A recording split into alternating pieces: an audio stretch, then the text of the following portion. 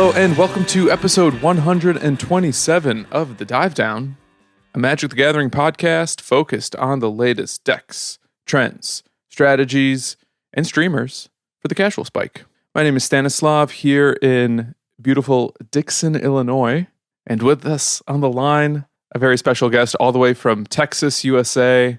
It's Evart Moughon, aka the Aspiringspike. Welcome back to me, I guess. Yeah. well, welcome back to you. I've already welcomed myself. Well, you're always welcome here. The Dive Down is a place where everyone knows your name, and so we're really glad. We all know how to pronounce it. Yeah, and we're really glad you came.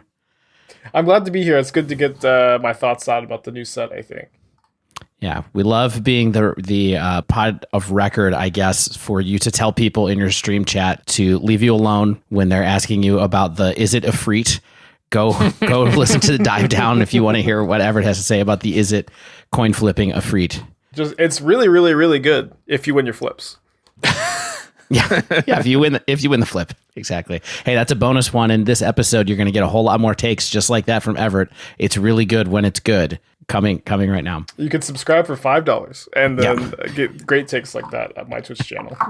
Subscriptions are free. The takes are the expensive part. All right, y'all. You can hear Dave, the Godfather. Shane, however, the one and only Shane Beeps, he's out this week. He is flying a plane. They needed a pilot, and Shane volunteered. Who knew that his experience as a Tron pilot would also qualify him to pilot a 747? I had no idea they were so close to the same thing. Well, when you're piloting, you got to push, take off, fly, then land. And it's very similar to Urza's Mine, Urza's Power Plant, Urza's Tower. That's right. I think Everett's been taking improv classes. He picked up what I put down pretty quick there. I like it. On this week's episode, we are starting the first part of our Modern Horizons 2 set review. We are going through basically every single card in the set, or at least the first half, or at the very least the ones worth talking about. We are going to skip over a lot that look like they might be limited fodder or maybe her commander plants, but we're going to do our best to talk about potential modern constructed playables. We will probably read the card name and then say pass, so you know that we are not interested in that card. Mm-hmm. But we'll keep it brief because we got a lot of cards to get through, not a lot of time. Yeah, no breakdown this week. It's just cards, baby. But first, let's housekeep. Shout out to the newest patrons to join the Dive Down Nation. Francisco, a.k.a. Angwar the First, and Colin I. Thank you so much, both of you, for joining the Dive Down Nation. That's right. And I want to give a really special shout out to Francisco, a.k.a. Angwar, because Evart, Francisco here, top 8'd the Mana Traders tournament today in Modern, and was the first seed on Breach. Oh, that's awesome. Yeah. That's been doing really well lately. Yeah. He just joined this week, popped into the chat, said, "Hey, I'm pretty new to Modern. I'm doing this Mana Traders thing." And then he live tweeted it in our Slack channel about how he was new to Modern, while the rest of us are like, "We've been playing Modern for years and we can't even queue for the Swiss." That's super exciting. But you go, Francisco. Unfortunately, he lost in the first round, I think, to Sam Rolfe. Phil Hellmuth on Blue Red Prowess. Great player. Hell of a player, that Phil guy. Exactly. If you'd like to support the show, if you're going to top 8 a Modern tournament and you want to, pick our brains before you do, you can jump over into our Patreon. Find that at patreon.com/thedivedown. Supporting us at any tier gets you into the Slack. And that's where you can be famous for a small but loyal community of fellow casual spikes from all over the world. And then, of course, if you want to support us without joining our Patreon, you can go to the aforementioned manatraders.com to rent your Magic Online cards. You can put in code THEDIVEDOWN, all one word, 2021, all one word together right there, and get 15% off your first 2 months of your subscription, manatraders.com. We love it, and they have cool tournaments too. 2021, is that spelled out or is that the numbers? It's the numbers. It's the numbers. You looked at me blankly. Correct. It's the numbers. It was a good bit. Well, I don't know the difference between letters and numbers. And also, you sounded like a robot for a minute. Yeah, there was a little bit of a distortion there. The fans won't hear it. Okay. Now, with all that out of the way, can we talk about cards? I think we're contractually obligated to. So let's get started with white. Yeah, we're going to go in numerical order by set number, starting with card number 1 of 303. It's Abiding Grace, 2 and a white for an enchantment. At the beginning of your end step, choose one. You gain 1 life, or return target creature with mana value 1 from your graveyard to the battlefield. Okay. Stan, you have anything to say about this one? I don't think it's more powerful than Luris. Or Lewis, for that matter. Yeah. For a 3 mana enchantment, permanent that gets cards out of your graveyard to the battlefield, I would rather play Luris. Yeah, I think so too. I mean, not better than Luris is still maybe good, since Luris is possibly the best card in Modern. I do think that people might try to play this card with Martyr of Sands, and it does feel like this card is more powerful than Proclamation of Rebirth, but this card I think is still nowhere near strong enough to re-enable the Martyr of Sands Soul Sisters archetype. All right. Well, I think that Arcbound Mouser, Break Ties, Constable of the Realm are all passes. Does anybody have any objections to us skipping those 3 cards? No. Great. Pass. All right. Then the first card that I think we're really going to spend some time talking about is Esper Sentinel. And Esper Sentinel costs a white. It's an artifact creature human soldier. It's a 1/1. And it says, whenever an opponent casts their first non-creature spell each turn, draw a card unless that player pays X, where X is Esper Sentinel's power. So usually that X is going to be 1. There's going to be occasions where it's not. I think this card's really sweet. I think a lot of people are really excited about this card. I think the hardest part for me is trying to figure out exactly what deck this card is going to be the best in. My mind kind of goes to Taxes to start, but I don't know. What do you all think about this card? I think this card's great. It's a human, notably, so I think this card can be played in humans. I'm going to be looking to play this card in Stoneblade decks. I think this card is just a good creature to put in play in Modern. 1/1s for ones, their biggest problem is that they die to removal, but this card taxes your opponent's removal, and it's also not a card that you're super happy to remove in the first place. And I'm really excited about this card. I also think that if you're playing like a blue-white X control deck, if you just bring this card in, it's going to do a lot of work and a lot of matchups post-board and people can't kill it. Interesting, because they will have taken out their removal. Yeah. I mean, it's interesting. I was going to ask you as a follow-up when you said great, like great in the sense of staple or great in the sense of really specialist player. And so to hear you say that this is a card that's just going to be good to put onto the battlefield in Modern on its own, I think is really fascinating, because that in my mind is like, oh, this is a staple card potentially of the Modern environment at this time, because it's just a card you can play for value and it can go in lots of different places. Yeah, that's what I'll say. I'd say if it's not a staple, at least I think we'll be close to being one. Yeah. That's awesome, because it's definitely a card that I'd be excited to play a lot. Stan, what do you think about here? You've spent a lot of time playing Taxes, for example. Yeah, I totally agree, actually, that it could be a powerful tool and role player in a lot of different decks. Taxes is one. I think maybe we're seeing a lot of technology that we'll talk about today for potential Hardened Scales decks. And if those can get into white and start producing white mana, I think this is a cool effect there, because it'll scale really nicely as it maybe gets 1/1 counters from modular effects or the Ozolith. This is one to keep an eye on. I love it. Okay, just leave it.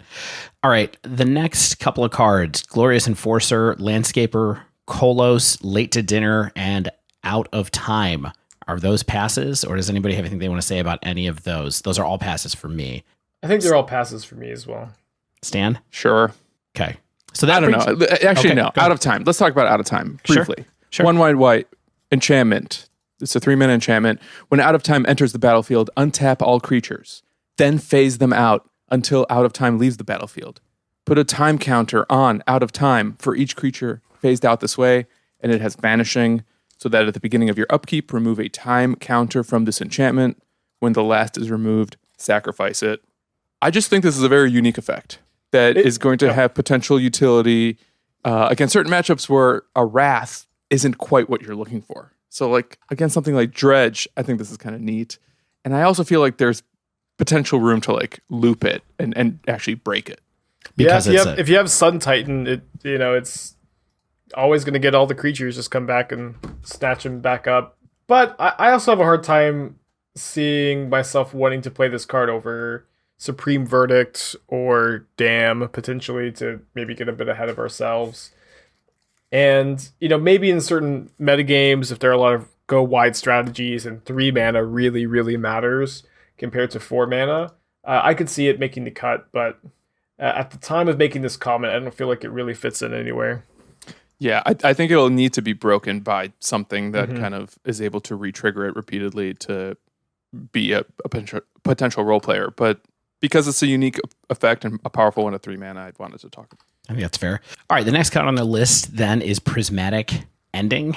Prismatic Ending is X generic and a white for a sorcery that has Converge, and it says exile target non-land permanent if its mana value is less than or equal to the number of colors of mana spent to cast this spell. I gave this card a pass. Evart said this card goes into main deck 2 to 3 in all blue-white control decks, so I'm thinking that I am very wrong about what I put for this. So I gave it another read, and I do think it's interesting on the second time that I paid attention to this. So basically, this is, in many decks, this is going to be a 2 mana, get rid of any 2 mana permanent. And then in some, it's going to be 3. So pretty powerful card when you look at it through that lens, I guess. I guess the thing that surprised me most was that sorcery, that, that it was okay as a sorcery and not just as an instant. But what do you think? Well, I believe that Sam Black commented that they tested this card at instant and that it was the best removal spell of all time at instant speed was I believe what he said. Okay. And I think I agree with him. This card answers a ton of things in Modern that are a super big pain for decks to answer. It answers Aether Vial, Amulet of Vigor, Chalice of the Void, Expedition Map, Red and 6 to Fairy Time Raveler. It answers all of these. It's a Fairy Time Raveler, 3 mana for 3 mana is not so bad, but and getting that off the field in your control deck's a big deal. But it answers those other cards super efficiently. It answers Arbor Elf. It answers Utopia Sprawl, which is something that your other removal just can't deal with. I think this card is great in control decks, and potentially good in other decks as well. But there's just a ton of cheap permanents that are a pain, and this card deals with all of them for 1 mana, or for a lot of them for 1 mana. Yeah, I will admit, I didn't realize it's all permanents. I just assumed it was creatures. Yeah, it wouldn't be good if it was just creatures, but honestly, like, just getting Expedition Map just feels huge to me, and Vial, it's all of that stuff, of course. Yeah, and the big thing, of course, is that a lot of times when you're on control against Tron, for example, or a deck that's using Expedition Map, if you don't have, like, you're using Force Negation to get Expedition Map quite often because you don't often have, like, your 1 mana counters main, like a Spell Pierce or something like that, and having a way to deal with that when they run it out there is a huge deal in that matchup. I think it's funny, we often, when we have you on for spoilers, there's always one that it's just like, you read the card and we didn't really read the card. We were just kind of like, yeah, this isn't it. And it's, I'm glad we got that out of the way early on this episode, I guess, because I'm totally changing my mind about this. I'm sure. Yeah, we'll see. Do you think this is better than Portable Hole? So that's kind of an interesting question. Obviously, we don't have to necessarily figure it out yet, because we don't get to play with Portable Hole. But one thing I've been thinking about is you can Prismatic Ending a Portable Hole too. Is something I think may come up. I think you can also hole a Portable Hole. That's true, yeah. Which I really dislike that works, because in D&D, if you Portable Hole, there's a huge explosion. Oh, so I wish they had that line of text on the card. But I don't know. I think it's going to be kind of close. It seems like Portable Hole is going to be a bit more fragile than you might think.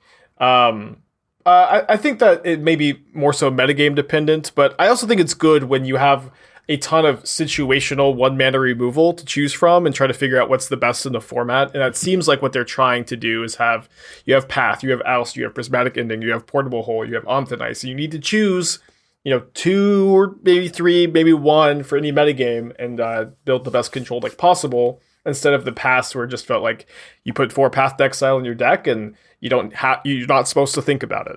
And I like that there's now decisions to make. It's funny because it's sort of the opposite of what's happening with the Counter Magic suite, with Counterspell in some ways. That's actually very true. All right. Why don't we go on to the next card? Because I think the next card is worth talking about for a minute too, and that is Sanctifier Invec, which is white for a human cleric. It's a 2/2, protection from black and red. When Sanctifier Invec enters the battlefield, exile all cards that are black or red from all graveyards. If a black or red permanent spell or card not in the battlefield be put in graveyard, exile it instead. So the key thing about that last paragraph is that it goes away even if you mill it. Is that what they're trying to do there? I think is that if you dredge it, basically, it still goes away with that selective clause. Yeah, or maybe if you creeping chill it, you wouldn't be able to stack the triggers to creeping chill instead of have it be exiled. So this card, I mean, I think it's pretty huge. You know, a card like Auric Champion, because it has protection from black and red, has already proven to be, you know, worthwhile inclusion in a lot of decks just because of that. And then this one has this kind of graveyard hate on top of it that is extremely good and extremely targeted at a number of different things. But I think the thing is that you read that and you go, oh, it's only red and black cards, so that's kind of narrow, but it's actually really wide, given that a lot of the decks that use the graveyard in that way are black and red decks or use black and red cards as their payoffs. Mm-hmm. So you get weird things like, you know, it hits up some of the, like if Luris black-red prowess was still a deck, this would really hurt that deck because it would take a lot of the recursion targets away from Luris other than Bauble. You know, this really affects Dredge in a big way. It even kind of affects Living End and things like that, where you lose some of your Living End targets to this. I think we might be seeing it as a tool against some of the Reanimator decks that sort of want to emerge after this set, thanks to Unmarked Grave and Persist. So I think this might have applications that we're not necessarily even aware of yet because those decks haven't emerged just yet. Yeah. Yeah, I've personally felt for a long time that white should have a rest in peace bear of some kind. And I'm glad that it's finally getting one. You know, like Humans has a hard time playing rest in peace because they play Ancient Ziggurat. They can't vial it in, but this card is a card that they can play. I think, you know, it's going to be true for a lot of creature decks. Also true for decks that aren't red and black that use their graveyard. They might look to this card as their graveyard hate of choice. And it's also really nice that you can also board it in against, you know, Jund or Shadow decks, and it's going to be very, very difficult for your opponent to deal with. I would also recommend that Dredge, since they're now playing white for Thrilling Discovery, start playing some white cards that can answer this like instead of, you know, a lot of people in my chat have been saying, I'm a Dredge player. How do I ever beat Sanctifier in Vec? Well, you're already playing white. You know, you can play Path to Exile. There are a few cards that you should maybe be switching to answer this card. You can play Portable Hole. Yeah, Portable Hole. Yeah. I'm sorry that your sideboard plan is more complicated than siding in Nature's Claim now. Dredge players, like, you got to do some other stuff. Can we take, I meant to do this sooner. I just want to take a quick step back, and Evart, while you're here, and because we get to pick your brain on a set that's very unique, you know, Modern Horizons, it's designed to serve a very different purpose than standard sets are. Do you look at spoilers like this through a different lens than you would a new standard set? Well, I guess I have to look at it through a bigger lens because there's a lot more playable cards in the formats that I tend to play. You know, in standard sets, you know, you usually get a handful, and sometimes you even get a lot. But in this set, it's so much more. But I also don't, you know, necessarily try to evaluate any individual card differently than I do for a regular set. Do you have different expectations for a Modern Horizon set than a standard set? Yeah. I would say so, especially because standard sets aren't intended to impact modern necessarily. I have expectations that the new cards are going to be fun, interactive, replayable, and exciting, and I hopefully not just break the format. And so far, we haven't seen the full set yet at the time of recording. But I have been blown away with how good this set is, or how good it looks. Just the cards look like they've been made with a lot of thought and care and love. And I have spent the last 2 days building deck lists, and I'm just so excited. I've got like 11 lists like hammered out that I really like, and then I've got like 10 more ideas I'm working on too. Wow! It's just going to be a huge, huge, huge change to modern, and I think it's going to be a good one too. That's awesome. All right, we should come back to a little bit more on that, maybe if we have a couple of minutes before we sign off at the end, because I'm always curious to hear what, maybe like what has an up arrow next to it and what has a down arrow next to it. Maybe we can throw out a few predictions between the three of us. But next few cards, one of them we just have in Spanish, I think. So Rest in Peace and Pieces is what it's called on Scryfall right now. I think we can skip that one. Sarah's Emissary, I think we can skip. Skyblade's Boon, I think we can skip. Sound good to everybody? Yeah. Yep. Sarah's Emissary is a non-legendary evasive threat that comes down with protection from whatever cards you might be worried about, with the exception of sweepers. I think it might be interesting with something like Persist and Unmarked Grave, maybe. Yeah, or some kind of new gifts package or something like that. Mm-hmm. Okay, but that brings us to Solitude. Stan, you want to read Solitude? I'd love to. 3 white for a creature, elemental, incarnation. It's a 3/2. It's got flash, it's got lifelink, and it's got when Solitude enters the battlefield, exile up to one other target creature. That creature's controller gains life equal to its power, and it has evoke, exile a white card from your hand. Okay, the most important thing about this is that Shane now owes me $5 because of what he said on the last show when he said that all of these evoke elemental incarnations were going to be exactly the cards that were in Mercadian Mask for some reason. He said it was going to be the same 5 cards as the Unmask cycle. He sounded so confident too. I don't know why. But anyway, that's the first thing. I get $5. Other than that, this card is just extremely good, right? Like I agree. There's almost no other way to say it. It's just an amazing card. I absolutely, this card's really, really, really strong. I don't know that I don't think that it goes in every white deck, or at least goes in the main deck of every white deck. 2 for 1ing yourself to get a 1-for-1 in Modern is like a pretty big cost, and only Force of Negation really sees play in Modern at the moment. Even Force of Vigor, which is the only 2-for-2, doesn't really see any play, and that may be like a metagame thing. But you're certainly not just super excited to remove 2 cards to get rid of like your opponent's 1-drop when you could just spend 1 mana instead and not be down on cards. It's also very worth noting when we're evaluating cards like this, your removal in Modern is like it used to be against your aggro deck, you would just be able to easily outgrind them in the late game. But now aggro decks have Lurrus, they have Expressive Iteration, they have Stormwing Entity, they get to play 1 million Horizon lands, and so they can outgrind you. And so this comes with a really big cost there as well. You can spend 5 mana on it and actually get a 2-for-1, but that's a lot slower. But if you're pairing this card with Ephemerate specifically, that's of course the big one. And it's especially the big one because this is the white elemental. All the other elementals, all the Solitude, Grief, Subtlety. The other ones that aren't white, they come at a higher deck building restriction than Solitude, and so that's something to think about too. In your Ephemerate decks, you're really going to be wanting to play Solitude, I think. This card also works really well with Brought Back, is another card that I've been messing around with. All of the elementals do. I didn't even consider that. We talked about that card during that spoiler season, but it's never found a home, and these cards are like perfect. Yeah, I've been messing around a lot with it lately, and I've got a few lists that I've been working on that play Solitude and Brought Back, and I don't know if any of them are going to be good, but I'm definitely going to try it.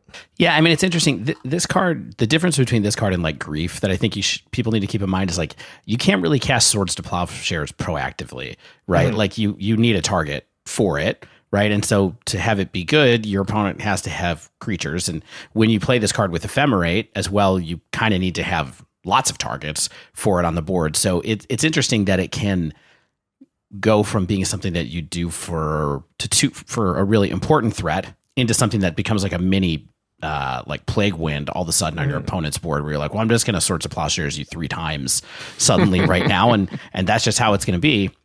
So it is a little trickier to play this card than the others, but I do think that it's just the power level is so high, and especially because of Ephemerate in the format, it's just a really good card.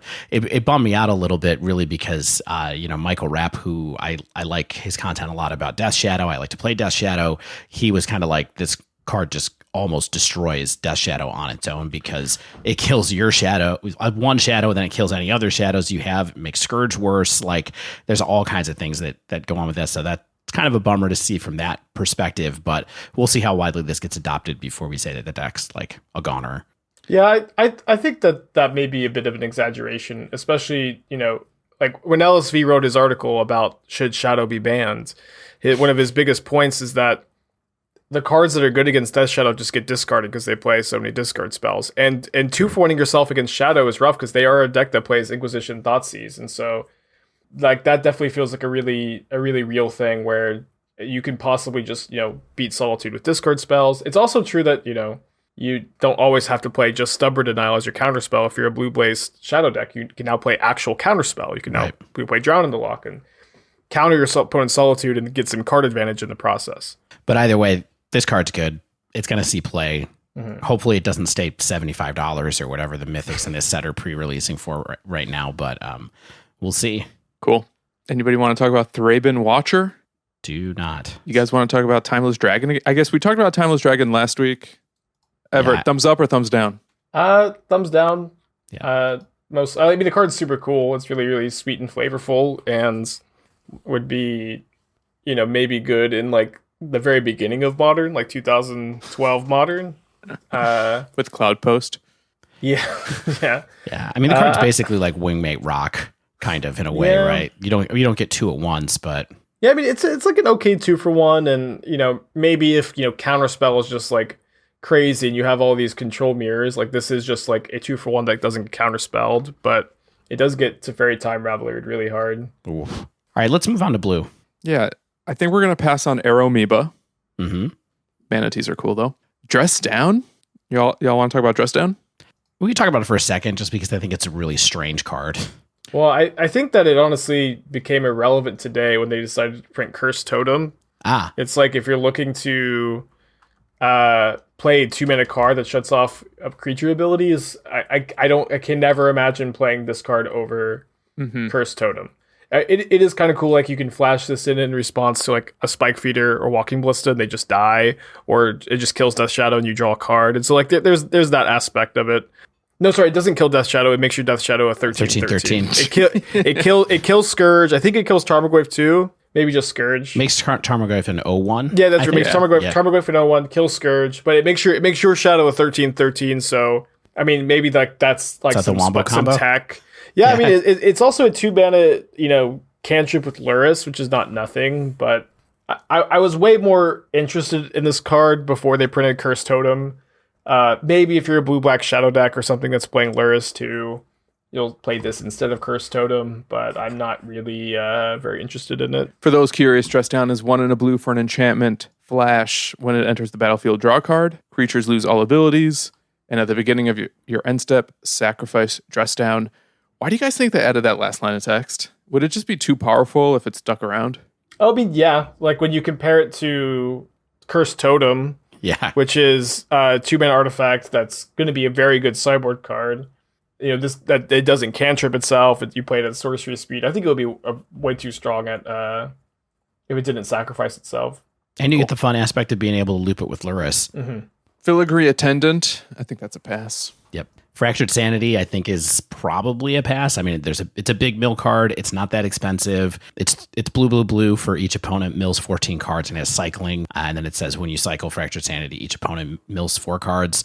I'm not a mill expert, but I feel like the other cards are probably better. I actually disagree. I think this card's going to be very good in mill. But I also think that this card like gives mill like the density, really gives the density for mill to be a really good deck. And because of that, people can put a Gaia's Blessing in their sideboard, and then mill will not be good. It's kind of what I see happening. Right. I'm going to be putting a Gaia's Blessing or the like in my sideboard for the foreseeable future, just so we see what things are like. Yeah, I think this is an auto-included mill. I do like that the cycling ability lets you fix your mana a little bit. You know what I mean? Because you still get a mill trigger, but also sometimes you don't have the triple blue in that deck. And I think, unfortunately, we have a lot of blue cards that we don't want to talk about here. Is that right, that is Stan? unfortunate. We got Ghostlit Drifter that I don't think is really enough to make it. We have Junk Winder, Lose Focus that loses out to Counterspell. We have Lucid Dreams. We have Mental Journey. We have Mystic Redaction, Phantasmal Dreadmaw, Rise and Shine. That leaves us, those are all passes, I think, right? Rise and Shine. Hold on. Rise and Shine? Okay. 1 and a blue sorcery, target non-creature artifact becomes a 0/0 artifact creature. Put 4 1/1 counters on each artifact that became a creature this way. And then it's got Overload for blue. We now have, with the addition of those tapped artifact lands, we have a lot of copies of Darksteel Citadel. Mm-hmm. Indestructible 4/4s? Is that a thing? Well, I mean, How you many can still, indestructible 4/4s do you need to be good in Modern? 20? A lot. I don't know. I mean, the indestructible 4/4s that, get you really hard 2-for-1 if your opponent has, Teferi Time Raveler, exile-based removal. it's also 2 mana 4/4s that I guess they're summoning sick effectively because we can play them for on turn 3 and attack with them. Yeah. I don't know. I'm not really feeling the card, but it is possible that maybe it's there. I mean, it is a bit like copies of what in Soul Artifact, 5 through 8, which is like if you really want to go with that deck that you love, Stan, I know you love in Soul Artifact, come back around to it, you'll have redundant copies, and maybe these are better than that creature that does in Soul. Guy. Yeah. 3-drop. If you have multiple, what's the name of the card? The Ozolith. The Ozolith. If you have like multiple copies of that, you could Rising Shine your Ozolith, I guess, and then move the counters over, and then your first Ozolith dies because it's a 0/0 creature. Then you can play your second one, but doesn't seem like that good to do. Yeah, but that's something. There's like some synergy there if you're playing a blue-green Hardened Scales deck. Yeah. Maybe I can hold out hope that this will be in a future historic anthology. Yeah, that kind of seems more like the power level of the card. But we do have a card to talk about really quickly here. That's Rishadan Dockhand. Rishadan Dockhand is a blue for a 1/2 Island Walk. It's a Merfolk, and it has 1 generic tap target land, so it does Rishadan Port's ability. Merfolk? What's happening on this port? Why Yeah. is this port denying people resources through history's magic? Magic's history. They're pirates. I think they're maybe taxing you, or maybe they're pirating you, but they're like, hey, you have to pay to use the dock. Yep. I mean, I'm very into the plight of the longshoremen in Rishadan and Mercadia, so we should be sure to check the lore on that. I mean, this card seems like good enough to add a mana denial strategy to Merfolk, or more of a mana denial strategy than it already has, and maybe that just gives it a new dimension or a lower to the ground disruptive dimension that it hasn't had. That it has a little bit, but this makes it better. Yeah, I agree. I think this card will be really good at Merfolk.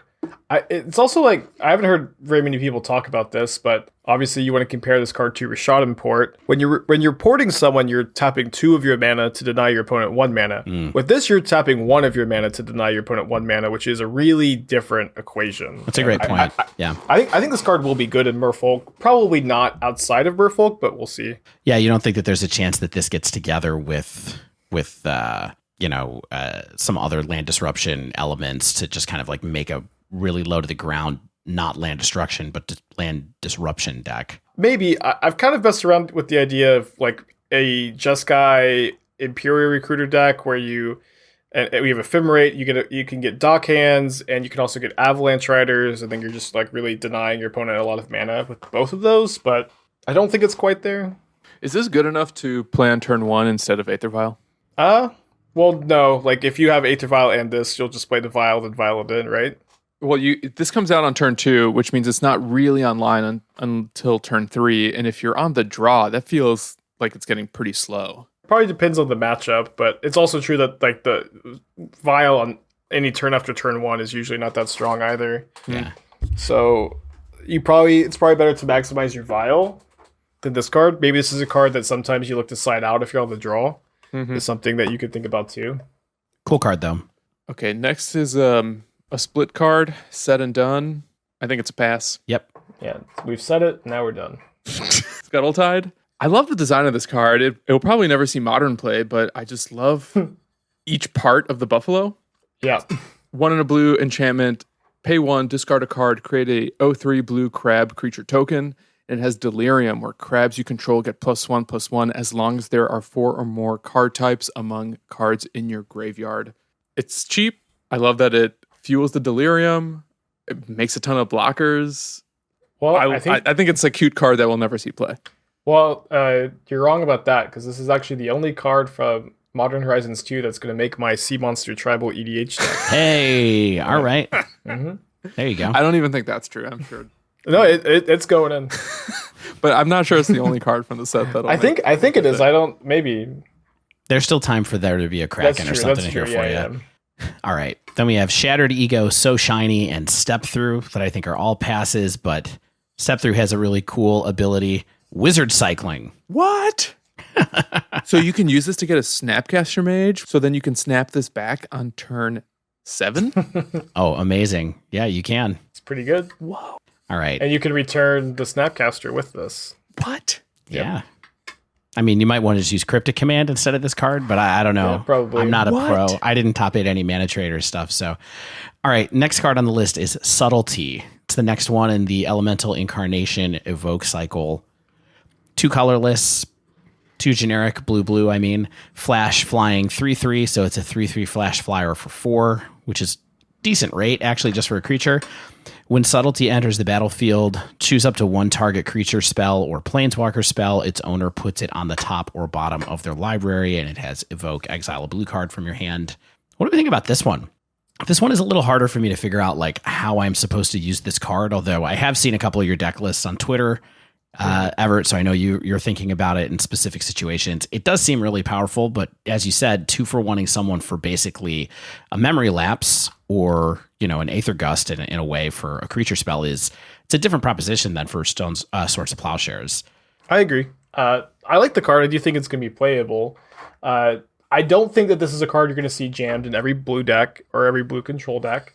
I think that there are a few different conditions you're going to meet if you're playing an Ephemerate controlling deck. We've talked a lot about the Bant Ephemerate control deck on this channel, and I've got an updated list that I'm pretty excited about that plays this card. And I've been working on a teamer deck that plays Shardless Agent and plays Violent Outburst and 4 Crashing Footfalls, but no spells less than that, so you always hit Crashing Footfalls. So just the ability to have that 0 mana interaction is huge, because you're waiting until turn 3 to just put 2 Rhinos into play basically every time, and in that way you catch up from the card disadvantage because you're doing something so above rate on turn 3. So I think that's really going to be the key element with Subtlety, is that you're going to need to be generating a lot of card advantage, and this is going to be a really efficient way for you to capitalize on your card advantage for 0 mana. And also just casting this card for 4 mana when you get to do it is pretty good. It's like close to Cryptic Command. Mm-hmm. It's got flash as well, which I think is great. I suppose it has to.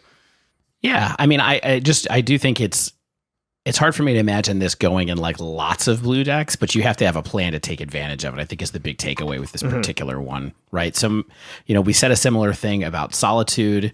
Maybe this one is even more, you need to have a plan for it than Solitude, but I kind of feel like it goes into any blue deck with Jace the Mind Sculptor. It makes it so much easier to tap out for Jace if you have this and force it. And maybe that's just level 1, but then you have nothing to fear. But fear itself. That's the thing is, that's not entirely true, because you can't cast Force of Negation when you cast the Jace. So if they just have Lightning Bolt up, or if they have any counter spell, you still get got without the ability to protect the Jace on your turn. Who's doing that? I mean, we know how to cast Jaces here. But you are right. If you have a Force of Negation and Subtlety in your hand, you can cover anything on your opponent's turn, at least temporarily, which is pretty cool. Okay, this next card, I feel like I'm the only person of the 3 of us who likes it. Suspend. It's a single blue instant. Exile target creature, put 2 time counters on it. If it doesn't have Suspend, it gains Suspend. I'm not reading what Suspend does. That's fine. I think everyone knows what Suspend does. You just did. Yeah. Oh, no. No, I'm not doing it ever. What if we look up Suspend in the dictionary? There's a picture of Suspend in the dictionary, and then we have to look it up again. I don't know, Stan. Go ahead. Here's the thing. So I think it's both a tempo spell, but it's also, I think, a great spell to pair with Teferi Time Raveler. And I like that it kind of covers both those grounds, and maybe wants to be in Teferi decks that are more tempo, like something with Stoneforges or something with Spell Quellers, as opposed to just Teferi blue-white control decks.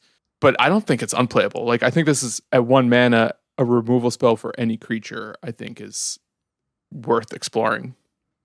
Well, I mean, so yes, if you have Teferi Time Raveler in play when your opponent's Suspend creature comes down, this card is really good in those situations.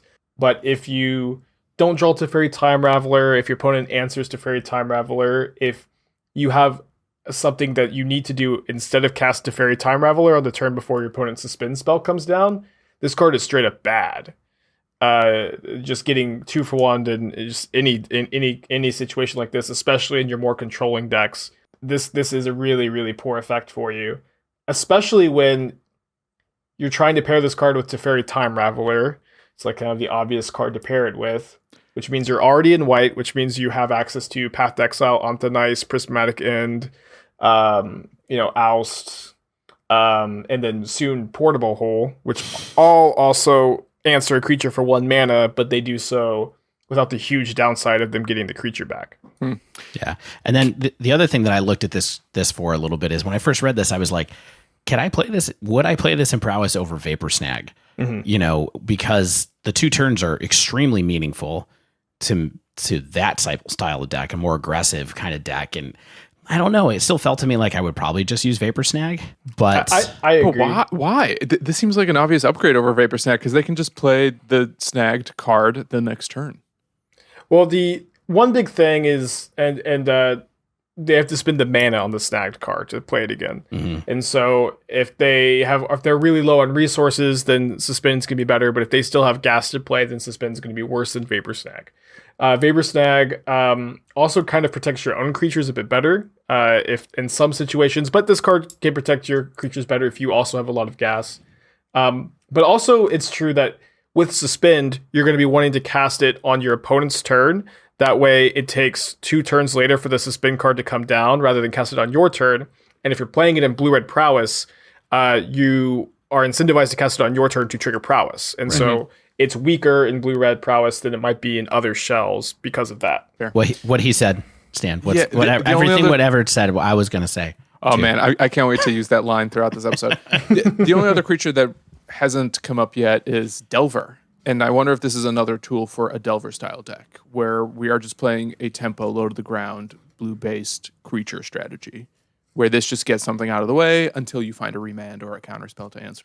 Well, I think that those style decks are already pretty underpowered, and there's so much efficient 1 mana removal in Modern. It's so difficult to just protect your Delver until it gets through, and you don't have Daze and Wasteland to do that. And there's also so much more 1 mana removal in Modern than in Legacy to kill your Delver of Secrets.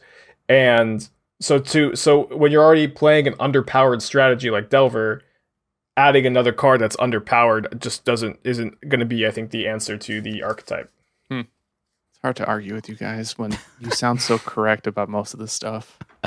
Why don't we talk about a sweet card for a minute with cool Seb McKinnon art? It's so good. Svielen of Sea and Sky. Generic blue.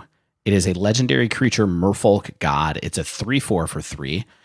And it says, Svielen of Sea and Sky has indestructible as long as you control at least 2 other Merfolk. Whenever Svielen attacks, draw a card. And it says other Merfolk you control have Ward 1 generic, which is pretty interesting. I mean, this just seems like a really cool addition to the Merfolk kind of Lord package. You know, the way that we've talked about it in the past, this would fall into that, like, this is a lieutenant. It's not like it doesn't pump. So I would think of this as like one of your lieutenant cards. You know, Merfolk goes back and forth between doing things like playing Luris sometimes and playing Marrow Regery so that they can't play Luris. And I think this card adds a lot to Merfolk. Even adding draw card to a couple of cards in Merfolk is nice. You know, there's some card draw in Merfolk off of your Spreading Seas and off of your Silvergale Adepts. So I think this is a nice way to kind of like keep cards flowing through Merfolk as you get towards the end of the game as well. I think this card is definitely going to see play in that deck. I'm not sure how many legendary creatures you can afford to play, but seems good enough. I agree. I think this card's great in Merfolk. I expect them to play 3 or 4 copies, and I expect it to be really good in Merfolk. It doesn't necessarily, change that much about how the deck plays out. That was my question to you. Between this and Rashad and Dockhand, if that was going to be any kind of significant upgrade to Merfolk in general. I think they are big upgrades. I don't know that they're big enough to make Merfolk like a real big player, but I think that if you like play a lot of Merfolk, if you understand the deck in and out, then this is definitely going to make your deck better, and you're probably going to win more because of these 2 cards. Cosign. Last couple of cards in blue, we have Sweep the Skies, which is a pass, I believe, and Vidalcan Infiltrator, which has some of the creepiest art I've ever seen. Honestly, that's a pass as well. So that's it for blue, and now we're on to black. First card in black, I think, is also a pass. It's Archfiend of Sorrows, but that takes us to Archon of Cruelty. What do we think about this giant card. It is 6 generic black for a creature Archon. It's a 6/6 flyer, like a lot of the Archon cards are for some reason. And it says, whenever Archon of Cruelty enters the battlefield or attacks, target opponent sacrifices a creature or planeswalker, discards a card, and loses 3 life. You draw a card and gain 3 life. I love the allusion to Cruel Ultimatum, which I think is fun.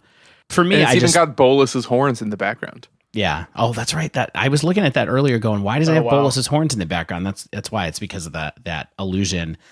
I think it's a card that people will probably look to use with Persist and Unmarked Grave, but not really the deck that I'm interested in building coming out of Modern Horizons. But there's like that whole package within here, and this was spoiled, I think, Sunday morning or Saturday morning. This just seems like here's a card you can throw right in and enjoy. I agree. I actually built a blue-black control deck that was playing this card earlier today, and I think this card has a lot of potential. I think it's one of the better reanimate targets.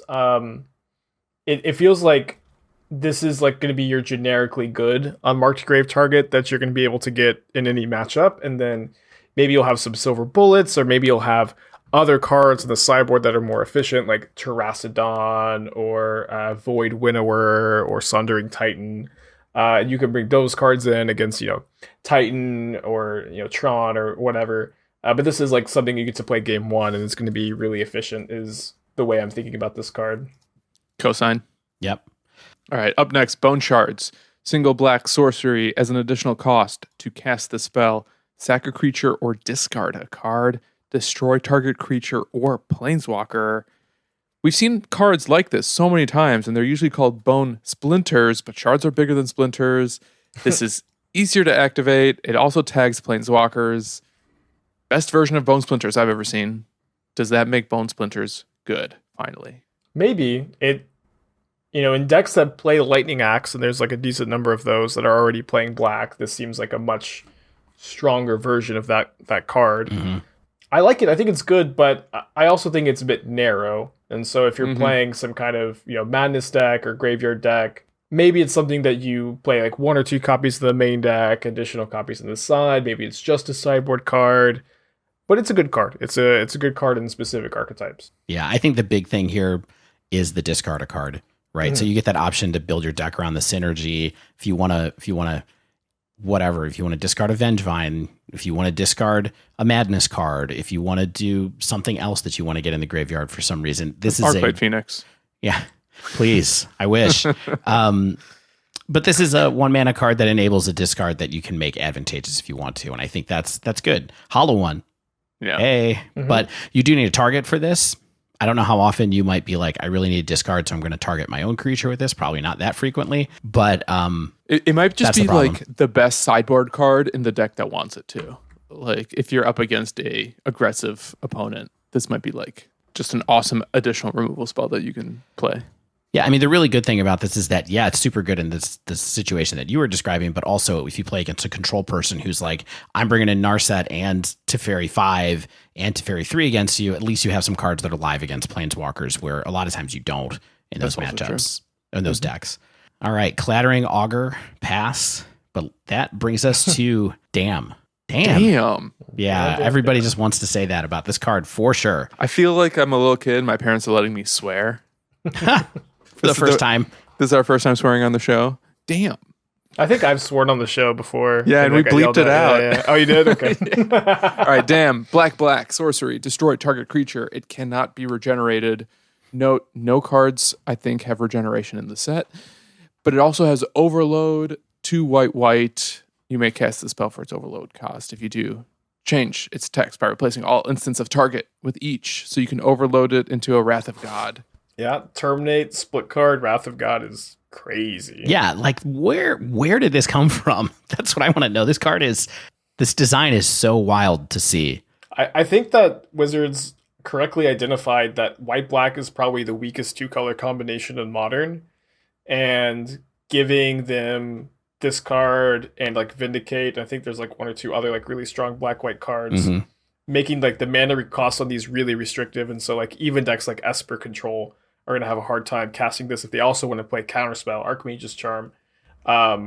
the idea is that it buffs black white pretty significantly. I think is a pretty good design. Mm-hmm. Yeah. I mean, I think I wonder a little bit if there's some strange like sideways stuff where a white deck would just play this as Wrath, because it's a 2 CMC spell. And so like I saw somebody, what's that card that doesn't let you cast 4? Gaddock Teague. Yeah, Gaddock. Someone was posting about Gaddock Teague versus Wrath of God and said, I finally beat you, my friend.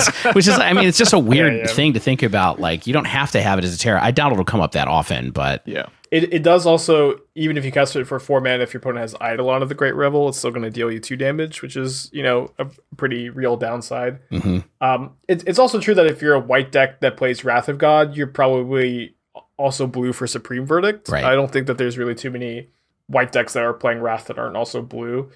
There aren't that many Wraths floating around. As we've talked about a couple of times recently, there's not that many Wraths floating around in Modern anyway now. Although, I do think that Wraths and creature removal are going to be better after Modern Horizons 2 based on just how many great creatures are in the set and how creature strategies really seem to be buffed in this set, which I think is good for the format overall. Mm-hmm. Yeah, we like Damn. Yeah, powerful card. Not much else to say about it, right? Like, if you like playing black-white, there you go. Damn, that card is good. Damn. You want to workshop any other one-liners on it? Or? Damn, y'all see this card? Perfect. Okay, Discerning Taste. Meh. Gross. Feast of Sanity. Yucky. I don't want to taste that feast at all. Flay Essence. No. Spike, you're shaking your head side to side, but it's we're passing. Yeah, the art is really cool on Flay Essence. Yeah. All right. Grief. So we covered Grief between the three of us last week. Spike, would love to hear your take on it. Is it banned on week 1? Yeah, okay. It's always so funny to me when like you see. I mean, obviously, maybe if this was like Hogak power level, calling for it to be banned early would be a little more acceptable, and maybe this will be clipped after this card is like seen to be too good. But I at least think that Ephemerate plus Grief is not going to be what gets this card banned. I think that if this card ends up being too good, I could see that being in like Vengevine decks specifically. This card seems really, really strong in Vengevine decks. You could go turn 1, Insolent Neonate, discard your Vengevine, then you can Grief, hit them with the Vengevine. You get to take their, best spell to stop your Vengevine, and then maybe they just die to your turn 1 4/3. I'm sorry, what? You get to do that? I didn't even realize that. Yeah, because it's a creature trigger. Yeah. Mm-hmm. Amazing. That's I think it'll be best in Vengevine decks. I also think it'll be very good in Living End, where you get to like get their disruption out of their hand and then bring it back and then get anything else they have to rebuild out of their hand. I think that there are Ephemerate decks with it, and I've been working on them myself. And the thing about Grief and Ephemerate decks is that black at the moment is the worst color to pair with Ephemerate. There are some cards that work well with Ephemerate in black, but they are, even the ones that are playable with it, are lower power level than any of in blue, red, or green, or white. Definitely weaker than white. Like your cards are like Tidehollow Scholar, Callous Blood Mage, which is a new card from Strixhaven. And then we recently got Bone Shredder, which is the kill a creature echo card. Right. Mm-hmm. And then that's about the end of the list. And those cards are also like a little underpowered. And you might say, well, that's okay. I'll just play more white cards. I'll play more blue cards. But you need to pitch a black card to Grief to cast it. And so you need, and if you're going to play an Ephemerate deck, you also need to have like 20 creatures, 18, 20 creatures minimum. And like ideally more than that work with Ephemerate. And so because you have to fill your deck with that many creatures that work with Ephemerate, you need black creatures that work with Ephemerate. And so your deck's going to be a little bit lower power level than other Ephemerate shells. And that combination of Ephemerate plus Grief, even though it's very strong, it's probably not going to be a crazy one to mulligan to. Because if you mulligan to 5 for this, you're spending Grief, a black card, your Ephemerate, and a white land. That's 4 of your 5 cards. And to get 3 of your opponent's cards out of their hand, and you get a 3/2. And it's still a good play, but it's not, mm-hmm. It's not anything so strong that it feels like something that we need to be that worried about, in my opinion. Guys, I bought 300 copies of Leyline of Sanctity because I thought it was going to spike because of Grief. It might. Does anybody want to buy some Leylines? Sell into the hype. You got some ley lines in Florida you want to sell us? I mean, awesome. Great card. But yeah, maybe not the ban-worthy thing that everybody's worried about before. Next couple cards. So Kitchen Imp. It's Madness for 1 for a 2/2 flyer with flying haste. This card, I saw a note that you had here, Everett, just about having it be possibly good in Hollow 1 and Vengevine. Are you just thinking just for value as like a fallback for your discard cards here, or what do you think the role of a card like this is? I think I made this comment before we saw the Root Walla. Okay, but also if we're already trying to Root Walla people, this is another this is the best 1-mana Madness creature, I believe, and that's not nothing. We still have 2 days of spoilers at the time of recording. There are a lot of cards in the set that synergize with being discarded, and we haven't really seen a good discard outlet besides Underworld the Cookbook. book. Yeah, the cookbook. Cookbook. Yeah. Which is a good discard outlet, and might be enough by itself. But if Putrid Imp is in this set, Hollow 1 is a good deck. Yeah. Hollow 1 is just a good deck, and this card might be seen play in the deck. Awesome.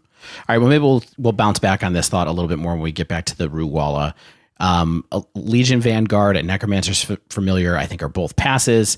However, we have Persist next, which was this card? This card was not spoiled last week, right, Stan? It was not. All right. Do you want to read it? I would love to. Thank you. 1 in a black sorcery. Return target non-legendary creature card from your graveyard to the battlefield with a -1/-1 counter. It's like the Persist ability. Yeah. Funny. Yeah. It's You gotta laugh. very flavorful. It's a good card. I think it's very well designed. Obviously, non-legendary creature designed to go with Unmarked Grave. They just don't want you putting Gristlebrand and Iona into play, which makes a lot of sense to me. I'm in okay my with opinion. Yeah. Thank you, Wizards, for that. Thank you, Appreciate it. Aaron Forsyth. I'm sure. I also feel like this card was the -1 counter mode was maybe with the thought of Woodfall Primus in mind, or perhaps they crossed their mind that Woodfall Primus would be one of the better targets after the legendary creatures, and so when it comes with the -1 counter, you're not gonna be able to blow up a bunch of lands with that. But this is it also doesn't work with people keep saying the best reanimation target is going to be Protean Hulk, which is if you do go Unmarked Grave your Protean Hulk and then you Footsteps of the Goryo on turn 3 and your opponent doesn't disrupt you, you're going to be able to combo off. But this card doesn't sacrifice your Protean Hulk, which you need for that to work as well. But if you just want a big creature in play, this is by far the most efficient reanimation spell in Modern. Yeah. And is going to see play if reanimation decks are viable. Yeah. And it feels like someone at Wizards wants them to be, right? Yeah, I agree. Like this is a pushed card, and I think it's pushed for constructed play more than, say, commander play. Yeah. And I think it's interesting because when you do think about it, there really hasn't been a great reanimator deck in Modern for a long time. I wonder if when they were designing the set, they were just like, what's a strategy people like that doesn't really exist? Let's give it some tools. And because there's definitely a few tools for it in here, as we talked about before, and we might talk really quickly about Unmarked Grave again in a minute. Profane Tutor, we talked about last week.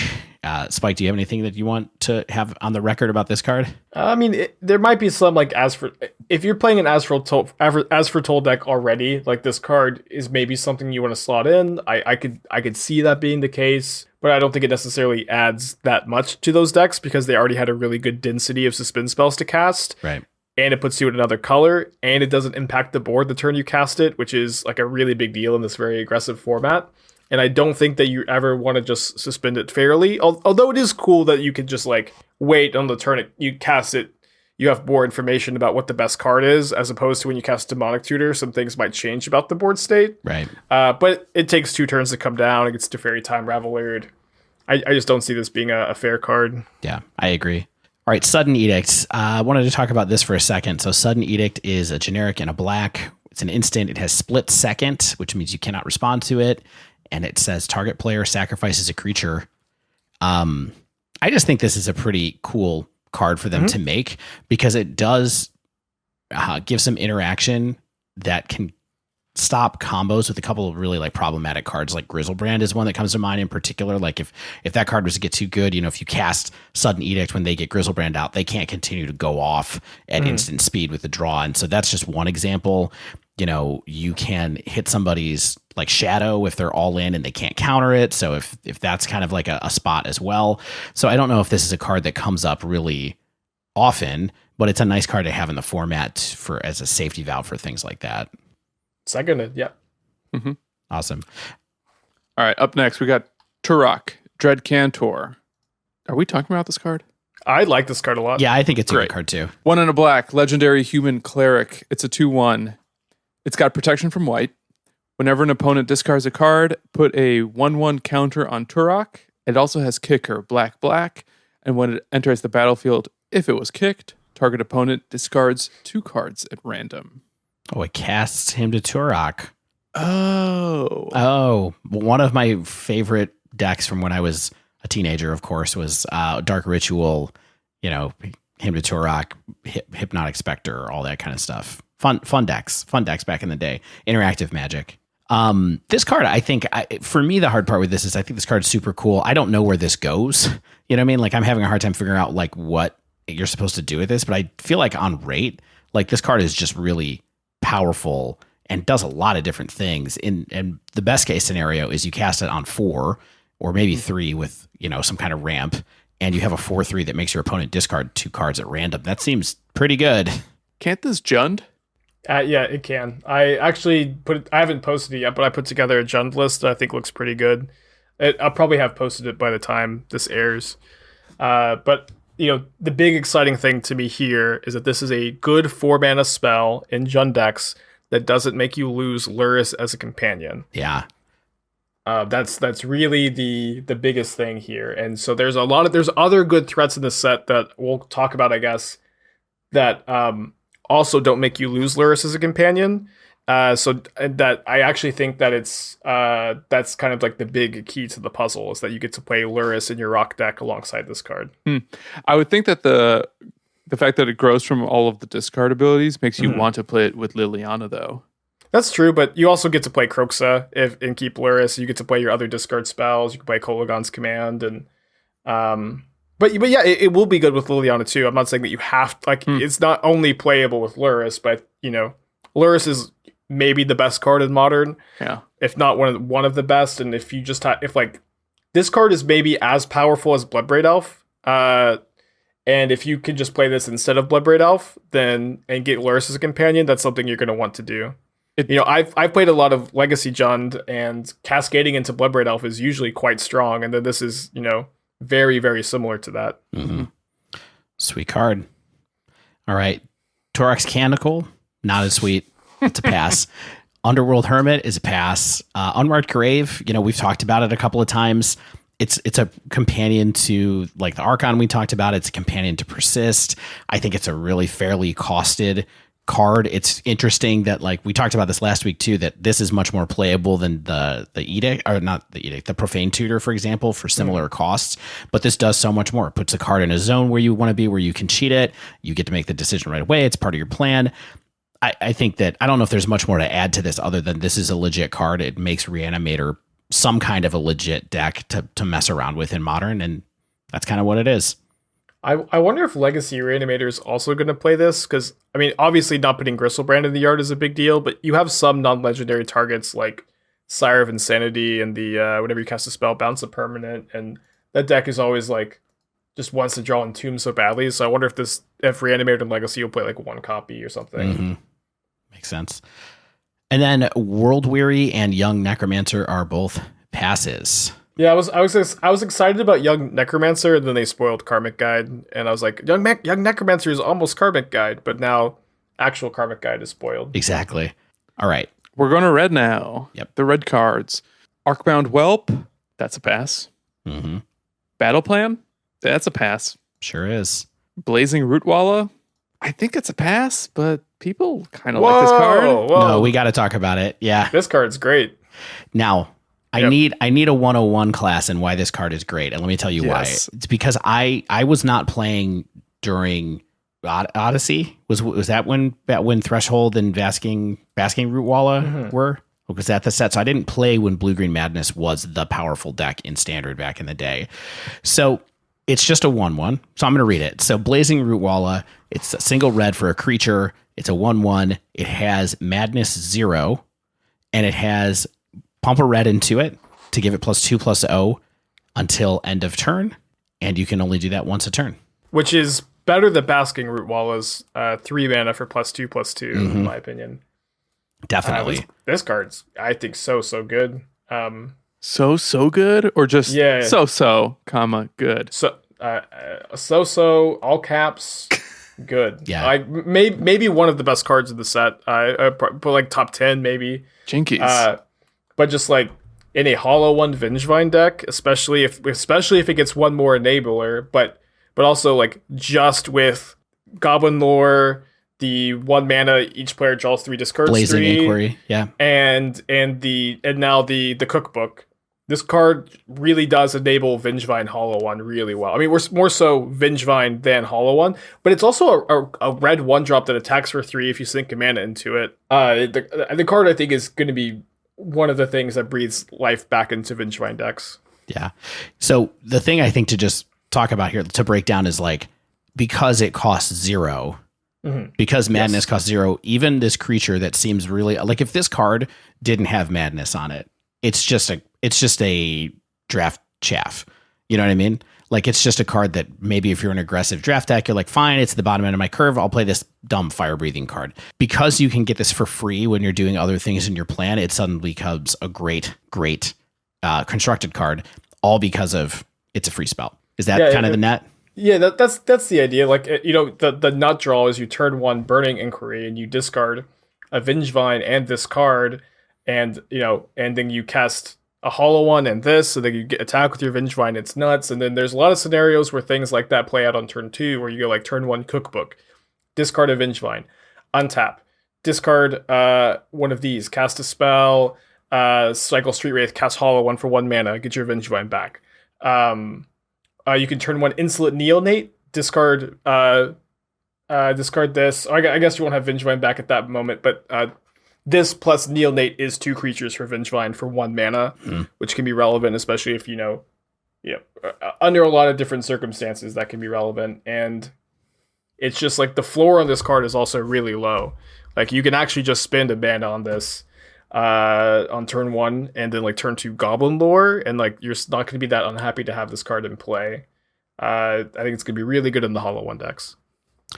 Can I just say I'm super excited if that deck really does make a resurgence, and especially honestly if there is some deck where it's Hollow One and Vengevine, because those are I loved these discard style decks when they were good. Those cards never were in the same deck, you know what I mean?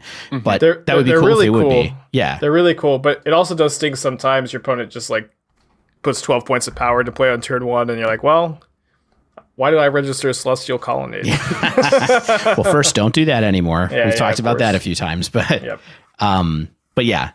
This was one of those cards where I read it and I was like, I know this card is supposed to be good, but I really want to have a good discussion about how we get there with it. But that's awesome to see that we might have like a Jund or just red-black straight up Madness deck coming back, which is cool. All right, next card is Brea's Apprentice. I think that is a pass. And then Calibrated Blast, I think we could talk about super quickly. 2 colorless and a red, reveal cards from the top of your library and to reveal a non-land card, put that on the bottom of your library and put the revealed cards on the bottom in random order. When you reveal a non-land card this way, Calibrated Blast deals damage equal to that card's mana value to any target, and it has flashback. This is like a combo card for you to hit someone with Emrakul, basically, right? Yeah, that's the way I interpret it. And it also, if you hit someone for 15 with Emrakul, it also flashes back for 5, and Modern's a format where you deal a lot of damage to yourself, so maybe it just like deals the last couple points. But yeah, with Brainstone and Jace the Mind Sculptor, I could definitely see this card making the cut. There's also, this probably won't be your enabler, but there's a 3 mana creature tutor that puts 3 creatures on top of your library, and so you can cast that, and then Calibrated Blast, and then if you put 3 Emrakuls on top, you can flash it back and deal another 15 on like turn 5. I don't think that's going to be the combo. I think it's probably going to be Brainstone and Jace, but I'm going to try to make this work. 3 mana deal 15 is really powerful, and so seems worth at least trying out. There you go. All right, Chef's Kiss, I think, is a pass. Dragon's Rage Channeler. I have to say, before the Root Wallet came out, I thought this was going to be their best red one drop in the set. Now I'm a little bit less sure. Well, what's funny is I actually think there's another red one drop that's better than this one. That card too. Yeah. Which is crazy. There's 3 really, really good red one drops in this set. Yeah. So let's talk about this one for a minute. It's a single red. It's a 1/1. Whenever you cast a non-creature spell, Surveil. Just your reminder, Surveil is a really powerful ability. That line of text by itself is really, really strong. Yeah, and then this card also has Delirium. As long as there are 4 or more card types among cards in your graveyard, it gets +2/+2 and has flying and attacks each turn. If able, it can no longer hold the rage. So what you're shooting for here is a 3/3 flyer that helps you be able to mill to cards that you care about when you cast non-creature spells. And I think people are going to be impressed by how quickly this is a 3/3 flyer on 2. Oh, yeah, absolutely. Just, this, a bobble, whatever you surveil, or maybe you play an Inquisition on turn 2. It could be a 3/3 on turn 1 if you have a Street Wraith and a fetch land and a bobble, which is a lot, but yeah. I think it'll be a 3/3 on turn 2 a decent amount of time because of the surveil ability. Mm-hmm. I think it's going to be a 3/3 on turn 2 more often than Delver is in Modern. Absolutely. And Delver of Secrets doesn't smooth out your draws. Right. Also, actually, one thing that I hadn't really thought about, this card maybe tries to get you a non-creature spell on top of your library to flip Delver of Secrets.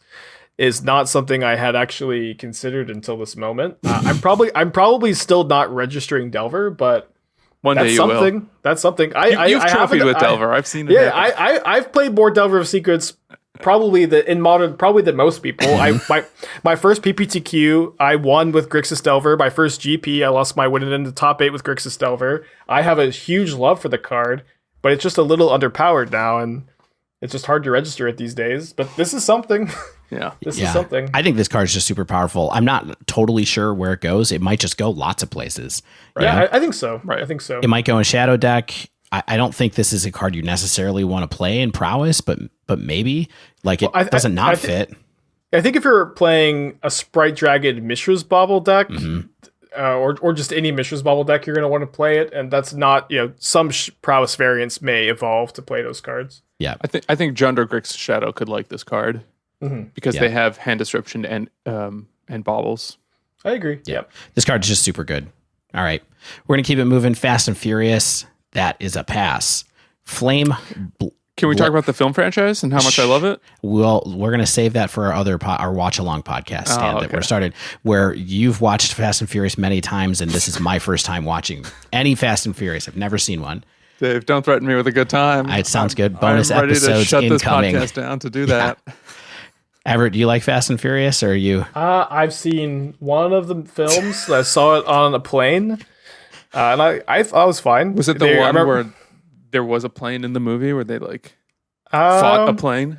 Well, maybe I might be confusing movies, but I think they drove a tank out of the plane. Oh yeah, and were shooting the tank to kind of reduce the fall speed. So they're shooting down to reduce the fall speed of the tank. Wow. Yeah, it was they're dragging a big vault behind their car with a chain. It was cool. That's the best one. It was fun. Yeah. All right, Everett, you're on the podcast too now. Flame Blitz, 1 red. I just want to talk about this really quickly. At the beginning of your end step, Flame Blitz deals 5 damage to each Planeswalker, cycling 2. I love this card. I love it too. It's 2 years too late, but why do you think it's 2 years too late? War of the Spark was there were some design mistakes in that set. Got it. What's funny is this card would not kill Oko the turn. Oko would get to have 2 activations, but yeah, just I welcome to the format Flame Blitz. I don't really see too many people sideboarding this, but it does feel like a good safety valve if blue-white control or other Planeswalker decks are too good. And hear me out. Yeah, I think this is a one of you can play main. Because it has cycling, and it's such a powerful effect in any deck with a Planeswalker, which is a lot. Bunch of decks are now playing Karn the Great Creator. That's true, yeah. Or Esper Control, I think, is a real deck. I think this becomes relevant more often than it's not, and then it always has that fail case that I just kind of think it might be okay if you have an extra slot in your deck and you don't know what to put in there. Maybe just put in a Probably Flame Blitz. more metagame dependent if you do that, but it doesn't seem unreasonable. It's also something if you're a Luris deck, and I'm saying this a lot, but Luris is just like one of the best cards in Modern, so you want to be always thinking about it. If you're a Luris deck, you can cycle it early and then get your Luris and replay it with Luris if that's ever relevant. Absolutely. All right, let's move along. Flame Tongue Yearling. I don't think that we think this is particularly constructed playable. We talked about it a little bit last week. Evert, you okay passing this one? Oh, I think the card's playable. Okay. I don't think it's going to be crazy or anything, but no, this is another good card with Luris. Right. I saw that in the notes, so I was giving you an opportunity. I'm a broken record, but this is a good card with Luris, and it's probably going to be more of a metagame call. How good is the shock? The kicker is mostly just like a little bit of upside to make the card a little bit stronger, in my opinion. I don't think you're going to kick it that often, but you can also vial this in and deal 2 damage to any creature. And for 2 mana, there's no other card that can kill a creature in Modern. And so you can maybe play this as an Imperial Recruiter target if you're like, just a straight red-white Recruiter Vial Ephemerate deck. This works well with Ephemerate. So probably not like a Modern staple or anything, but a card that does fit some roles and synergizes with Ephemerate, Imperial Recruiter, Luris, and all of those cards are really, really good. And so I think that this is something to look at. Yeah. Do you think this might be better than Bone Crusher Giant in Modern? Well, one issue with Bone Crusher Giant is in specifically the mono red decks. The mono red decks play that card so they can keep Obosh as a companion and still have like a 2 mana card on their curve. Right. And this card makes you lose Obosh in the mono red decks. Yeah. So I don't see that being the case, but I mean, if you're an Aether Vial Ephemerate deck, it's better than a card like that for sure. Cool. Perfect. All right, let's move along. Galvanic Relay is a pass. Glimpse of Tomorrow, I think, is sort of unfortunately a pass. It's an interesting card, but we're going to skip it for time. Harmonic Prodigy, I also feel like is unfortunately a pass because it's a 2 mana prowess creature, but I don't think it's any good. Obsidian. Hold on. Is Harmonic Prodigy? Doesn't this just mean we never have to play Abbot of Carol Keep again? There's another card that lets us never play Abbot of Carol Keep again later, I think. So, all right, we'll get to that one then. Yep. Obsidian Charmaw. Yeah. That's a cool card. You want to talk about it for a minute, Stan? 3 red dragon. It's a 4/4. It's got flying.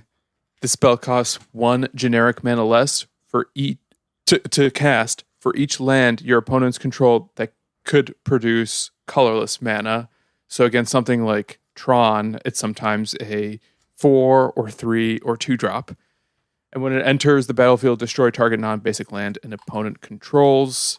There's this deck. It's like this red-green mid-range deck. It's been named after a deep-fried calzone. You may have heard of it. It's called Ponza. If there's any deck that's going to try this Charma, I think it's going to be Ponza. And it might be quite good there. I agree.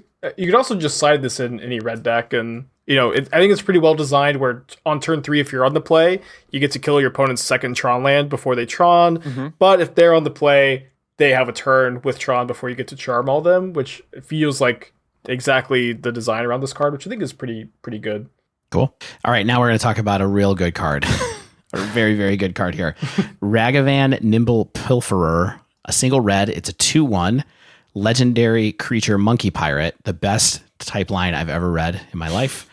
And it says, when Ragavan Nimble Pilferer deals combat damage to a player, create a treasure token and exile the top card of that player's library until end of turn. You may cast that card. It also has dash, confusingly, for a colorless and a red. This card is just amazing, I think, personally. Remember when they made Goblin Guide and everyone was like, Goblin Guide is really good, and to make up for it being really good, your opponent draws a card sometimes off of it. They draw a land off of it. Now Ragavan just draws you cards when you connect with it, and that is wild to me. Yep.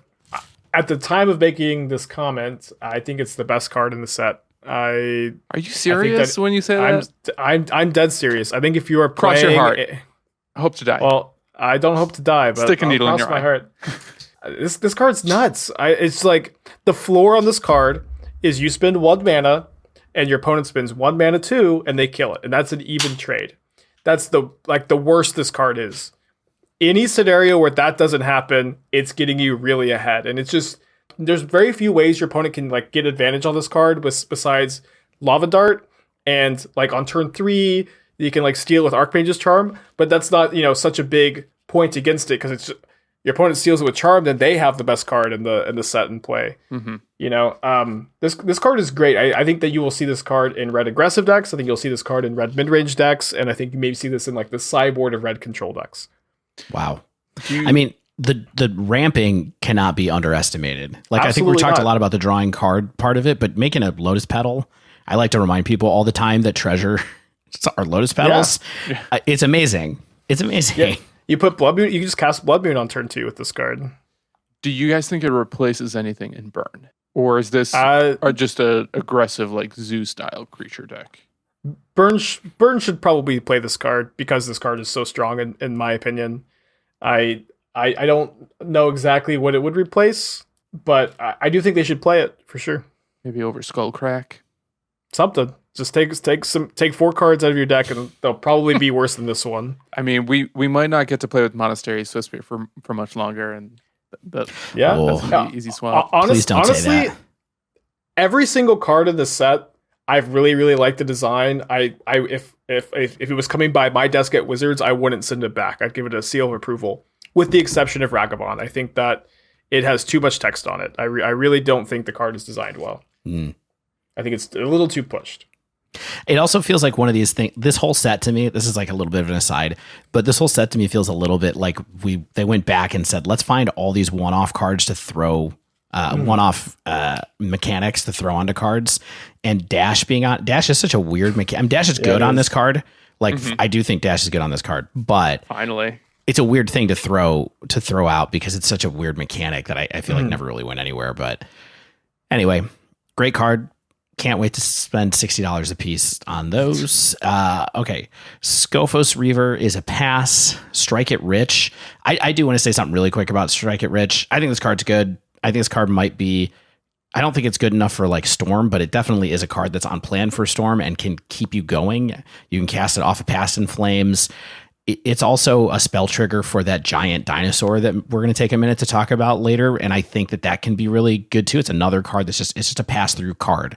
It's a card that you cast, you get a spell trigger, you get the mana back immediately, and you can keep going. Now, it doesn't draw you a card, but there's a lot of things that come off with that. So I feel like with the amount of Storm and other things like that are around with this card, I feel like this is something to keep in mind when you're building those decks. I do feel like this card has combo potential. I don't think at the time of making this comment, there's cards that actually combo with it. You know, you mentioned it adds to the Storm count. It works with the dinosaur, but like it's not any better than an Ornithopter on those Storm turns. You know, it doesn't draw you a card. It doesn't generate any mana. It's just 0 mana, cast a spell if you're going to sack the pedal back immediately, and that's not really something I think those kind of decks usually look that hard for. That being said, like. There could be something that synergizes with this card to make more treasures somehow, or maybe something gets printed that copies the spell a bunch. But I don't actually think we're going to see this in play in combo decks. You might see it to cast Blood Moon on turn 2, but that might not be any better than a ritual effect. Mm-hmm. Yeah. I mean, the flashback, I think, is non-zero. Yeah, it's not. Yeah. Right? So, I don't know. I agree with you, Dave. The fact that it's 1 mana and it's free, essentially, it just costs you a card, feels interesting. And you get to bank it if you want. If you want to ramp with it, you can. If you want to spell trigger, you can. I just think this is a card to like keep in mind. Mm-hmm. Yeah, sure. It sure is. Spreading Insurrection is a pass for sure. We didn't read Strike It Rich. We're sorry. You can go look it up. Stan? Guys, can I interrupt you really quick? We got a breaking news. We got a new spoiler that didn't make the cut when we were doing notes, but I'm going to interrupt it with it because I think it's an interesting card. And it's called Tide Shaper. Single blue mana for a 1/1 Merfolk Wizard. It has kicker 1. When it enters the battlefield, if it was kicked, target land becomes an island for as long as Tide Shaper remains on the battlefield. And Tide Shaper gets +1/+1 as long as an opponent controls an island. So this is spreading seas on a stick, basically. Seems fine, good, maybe. I don't know. It's hard to evaluate. It doesn't really work with the Aether Vial, right? Because you don't get to kick it.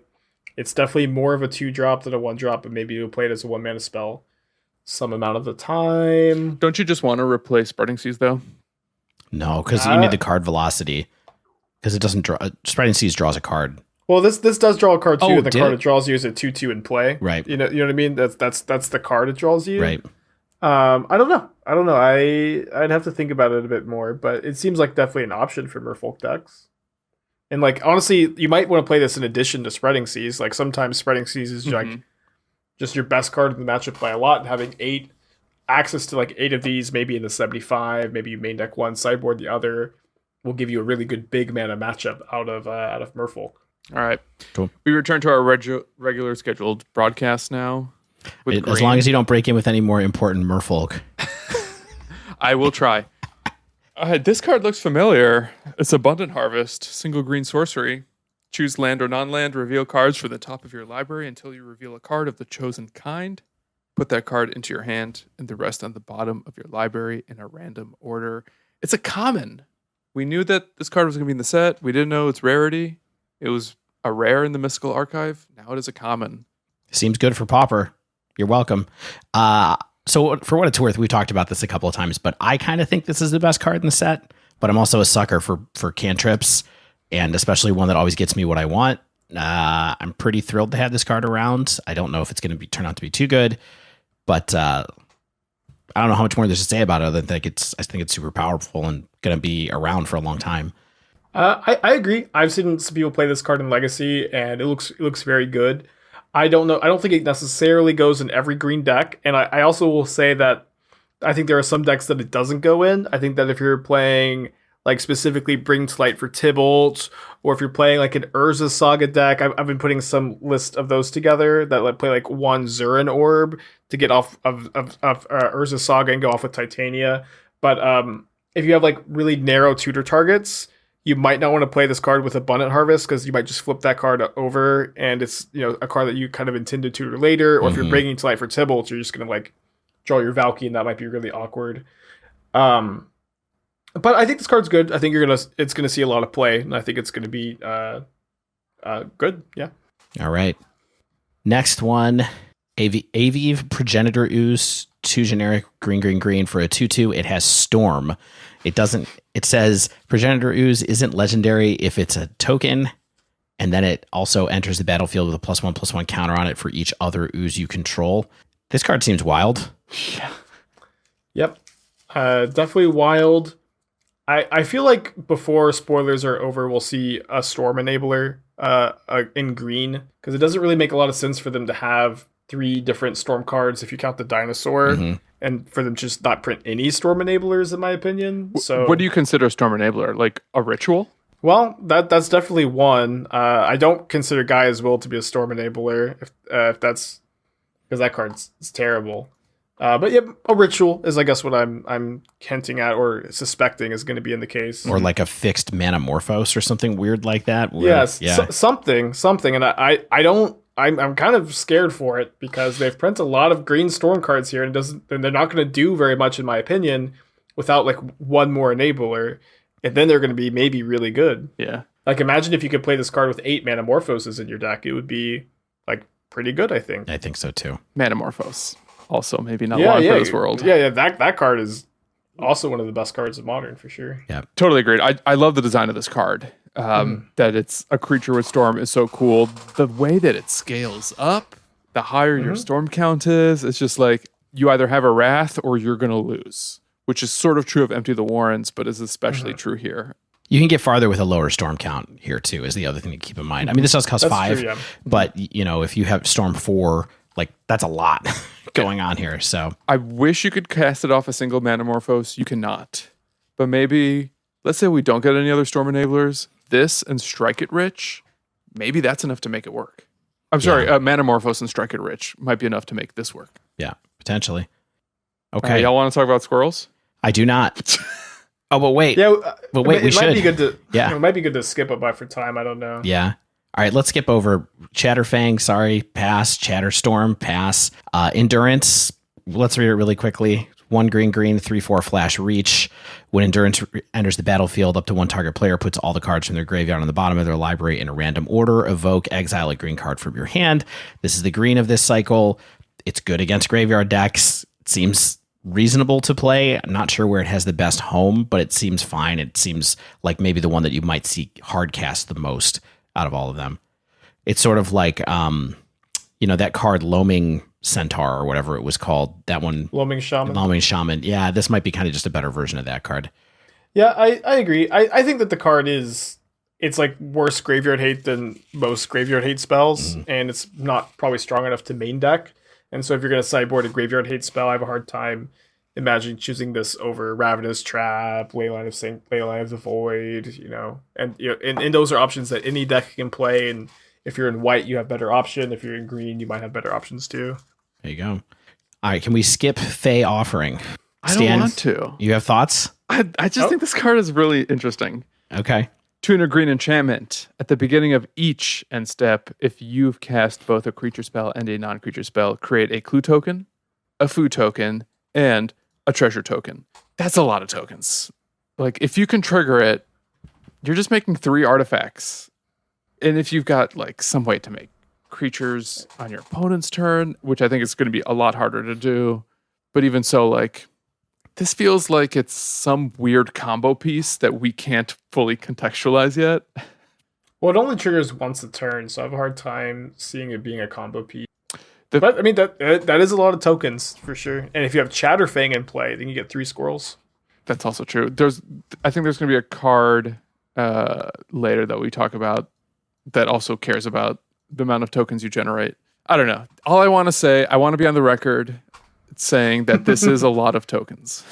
Perfect. It is a lot of tokens, yes. All right.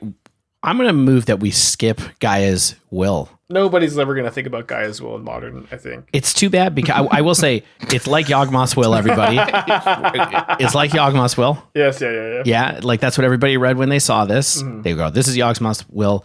We're just going to skip it because we don't think it's going to work, and we'll come back to it some other time. Probably next week. Yeah, probably. Glinting Creeper is a pass, and so is the next card, which is Herd Baloth. We got to get to the next card, though, which is Ignoble Hierarch, which is a card I can't believe they made. It's green for an 0/1 for a creature Goblin Shaman. It's exalted, and it has tap, add red, black, or green. So it's a Jund Noble Hierarch. Unbelievable card. Yeah, this card is awesome. Yeah. Really, really cool. How could they? Why would they do this? I don't get. I mean, is this like we're sorry we had to ban Deathrite Shaman? How about Ignoble Hierarch? What do you think? Yeah, I mean, I think that's part of it. I mean, it's kind of the card I never knew I wanted, and I'm really excited for it. I think Jund Shaman, Panza, Black Green Infect, Green Black Rock, Jund, Goblins. They're all going to want this card, and it's going to be a staple of Modern, I think, just like Noble Hierarch. There you go. Stan, anything you want to say about your love for Ignoble Hierarch? Are you going to get these? Are you going to pass on these? Well, there's so many good cards in the set that I pre-ordered a set booster box because it's just like I want to play the lottery because I know maybe I'll open cards I end up playing. I do think it's interesting, Spike, that you mentioned that you can play this in Panza. Do you just not care that it produces black, or is this enough to incentivize Panza to like maybe run a black spell? Well, it gives you the option to, but just tapping for green red and exalted, I think, makes it pretty strong. And maybe you don't play the full 4, but maybe you do. Mm-hmm. Yep. This card is going to change some things, though. This is one of the cards that I think is going to change some things in Modern, right? Just because Exalted is really good. You know, it's going to make Jund more incentivized to like try to do Liliana on 2 or something like that in the cases where they want to play Liliana. It's going to get your Turok out more earlier and things like that. So it's just like, it's going to do a lot of stuff, almost more than we could talk about, I think, in some ways. Awesome. Future episode topic. Probably. Let your Ragavan attack for more. Oh, yeah, Ragavan. Yeah. Love it. Okay, Jade Avenger. Orchid Strider, Rift Sower, Sanctum Weaver, Scurry Oak, Squirrel Sanctuary, Squirrel Sovereign, Sylvan Anthem, and Terramorph we can are talk all about passes to some me. of these cards, like Sanctum Weaver. Do we need to talk about Enchantress? This is our first chance to talk about Enchantress. I don't think we need to. Well, I just like Enchantress is, I think, didn't get enough to be a real deck. I wrote in the notes, like, Enchantress is just never, ever beating Tron. You know, there's just no way it's ever happening. But Tron is dead. Like, Tron is never beating Counterspell. Eldrazi Tron beats Counterspell a lot. So, unfortunately, we have all these scroll cards. Let's just talk about scroll cards for a second. There's a lot of scroll cards. All right. Very divisive creatures. It's a fun thing that people they seem to like to do in these sets. People enjoy the squirrels. None of these are. It's almost unfortunate that they didn't quite make something that would make Squirrel Tribal a thing. Maybe Chatterfang, card we had to skip, could be something, a good card on its own. But it's too bad that they spent a lot of time with all these squirrels. You know what I think is too bad? That they didn't go hard enough. Yeah. Like if clearly it's going to be a limited archetype, and maybe it's going to be a very good limited archetype, and maybe it'll even make limited really fun to play. But if you're going to devote 5% of your set to this specific token creature type, make it maybe competitively viable too. I would love that. Yeah, it's like the slivers from Modern Horizons 1 that although maybe even a little bit more egregious, because I didn't feel like too many people were wanting 20 slivers in Horizons 1, and I agree with what you're saying that there's a lot devoted to squirrels for squirrels to not be that competitive. Although I do feel like Chatterfang has some potential with the tokens that we're talking about generating with the artifact tokens. And I actually think Sylvan Anthem is a pretty powerful card, and I think this card is kind of intended for the squirrel deck, but probably a card that can see play in Elves or other places. Yeah. You want to talk about Sylvan Anthem really quick? I stopped short of that one. It's green for green creatures you control get +1/+1. It's an enchantment. Whenever a green creature enters the battlefield under your control, scry 1. Yeah, just scry 1 on an Anthem for each creature ETBs seems really powerful to me. Yeah. When these decks often are just trying to curve out and they lack consistency in card selection, this card gives them that. I maybe kind of feels like white got snubbed again, and maybe would have liked to have this card more in white. But I think this card may be good in Elves, maybe good if there's another green deck that wants an Anthem. Yeah. Elves has been playing the green ley line of Vitality that gives creatures +0/+1. It also lets you gain a life whenever a creature enters the battlefield. I kind of wonder if this is a better tool for Elves, because it also buffs their power and gives Elves a little bit more closing power and more card selection. Deck control, yeah. I don't think so. It also works pretty well with Realm Walker, which lets you cast Elves from the top of your library, so you can kind of scry and kind of go off with that. That's cool. All right. I think we have a couple more green cards to talk about. We talked about Threst. We're going to skip Terramorph. I don't think that's constructed playable. We're going to talk. We talked about Thrasta Tempest Roar, the giant dinosaur, last week. I think this is a card that might be playable. Everybody else seems kind of skeptical. We can talk about it another time, I think, unless Spike wants to place this on power rankings anywhere. If I think that, like I was saying, if there's another Storm Enabler in green, this card is potentially very, very strong. Mm-hmm. It's the closest thing to Hogak in this set. I'll tell you that. It's just it's the one that it might be broken, right? It's wow. I mean, it's a big legendary creature with a ton of crazy amount of words on it. Trample, haste, hexproof the turn it enters, and it has a cost reduction on it. And this is not as good as Hogak, I think, but if you can, if you get to play, if there's another enabler, or if there's, it's really that. If there's another enabler, on the power level of Manamorphose, this card has the potential to be really, really obnoxious and powerful. I agree. All right. Timeless Witness, I think, is just worse than Eternal Witness, so we can probably skip it. Tireless Provisioner. I think that this is a powerful card. I agree. I hate it. You hate it. All right, so it's 2 generic and a green for a 3/2 with landfall. Whenever a land enters the battlefield under your control, create a food token or a treasure token. I guess the only reason I like it is give me more Lotus Petals with fetch lands, Lotus Cobra me, and occasionally you get to side into using it as a anti-burn card. But I just think there's a lot of ways to abuse this with the land trigger. Mm-hmm. Especially with Mayhem Devil, if you're making a bunch of Lotus Petals and sacking those and dealing your opponent damage and using those petals to, generate more things that you're sacrificing. I could see that being the thing if a Jund sack deck in Modern is a deck now with Goblin Bombardment too. Yeah. And also there's the 3-mana 1/3 that gives you extra a treasure clue token whenever you make one of these. And so, all of a sudden you're tripling up on your tokens. And if you have both of those, in Urza, you're making a ton of mana. Then you cast Upheaval. Maybe that's a deck, but it's also a lot of moving pieces on, creatures. So probably not, but maybe. All right. And then the final cards that we have here are Urban Daggertooth, which I think is a a nothing? I think it's either a nothing or a combo piece, and over a long enough timeline, it'll probably be both.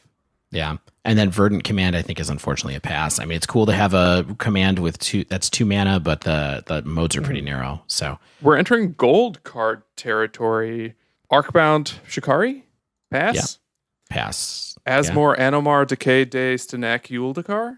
Oh my gosh. Good Did you job. actually pronounce that? Yeah, what do you mean? Wow. With a name Amazing. like Stanislav, you think I can't pronounce Asmore, Anomar, Decay, Days, Tanak, Yuldakar? Yeah. Well, I can't pronounce this card, but I think it's pretty good. I actually think this card is pretty good too.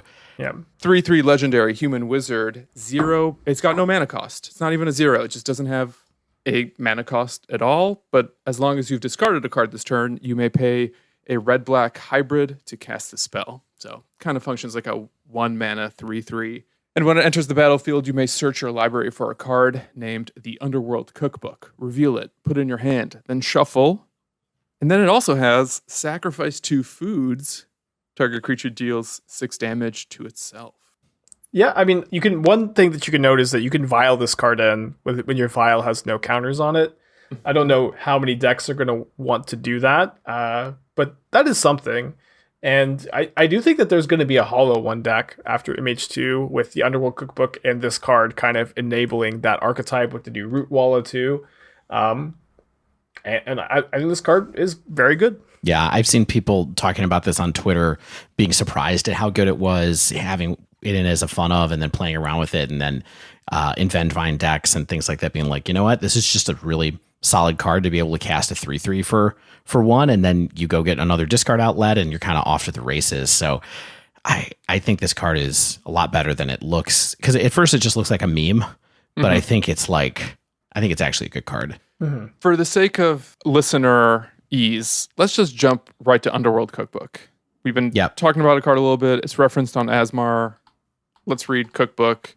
Single generic mana for an artifact. It's got tap, discard a card, create a food token. It also has pay 4 generic, tap, sack the Cookbook, return target creature card from your graveyard to your hand. My prediction is that second mode will never, ever, ever be activated, or very infrequently activated, I guess is what I would say. Because if you're getting to that point, your game is probably over already, and you've probably lost. Because I think that this card is going to go in decks, like Spike has said, that, you know, these are going to go in the Vengevine Hollow 1 decks where you're trying to put a whole bunch of power on the board fast and win fast. And, you know, it's a 1 generic mana-less discard outlet that you can do over more than 1 turn. Maybe it opens up some food synergies in a weird way that might happen. But I think that's the main thing about it, is that it's a single mana colorless discard outlet. Yeah, and notably, no other modern card is a 1 mana recurable discard outlet. This is the only one in the whole format, and it's also like tutorable with this like powerful legendary creature. Yeah, and that's super important because, as we've talked about a bunch of times, you know, manaless sack outlets are really powerful, and manaless discard outlets are super powerful as well. And I think being able to drop this on turn 1, maybe do a turn 1 discard, and then on turn 2 do something like Goblin Lore, and then discard a card with this to play your hollow ones. Like those are powerful things that I think might happen. So it might not be quite the discard outlet that we were hoping for, because it's not super duper powerful, but it seems balanced to me anyway. I'm going to defer to you guys. I agree. I hope so. I hope it's balanced. Yeah. Okay, let's go back to gold cards. Karth the Lion. I think it's interesting. I'm going to read it. Okay. 2 black, green for a 3/5 legendary human warrior. When Karth the Lion enters the battlefield, or a planeswalker you control dies, look at the top 7 cards of your library. You may reveal a planeswalker card from among them, put it into your hand, put the rest on the bottom of your library in a random order. 7. And it has this other ability. It's okay. Yeah. Planeswalkers, loyalty abilities you activate cost an additional +1 to activate. And the way that works is if you plus a planeswalker, it just gives it an additional loyalty counter. If you minus a planeswalker, it gives it 1 additional loyalty counter in the net. A 0 ability gives you an extra loyalty counter. It works the way you want it to, basically. So this is the kind of card that I think, along with Ignoble Hierarch and some of the other more expensive, Jund colored pieces we have, like I think this is the type of thing that might incentivize you to move away from Luris. Because digging 7 cards for your Liliana or your Insect Walker, I think that's huge.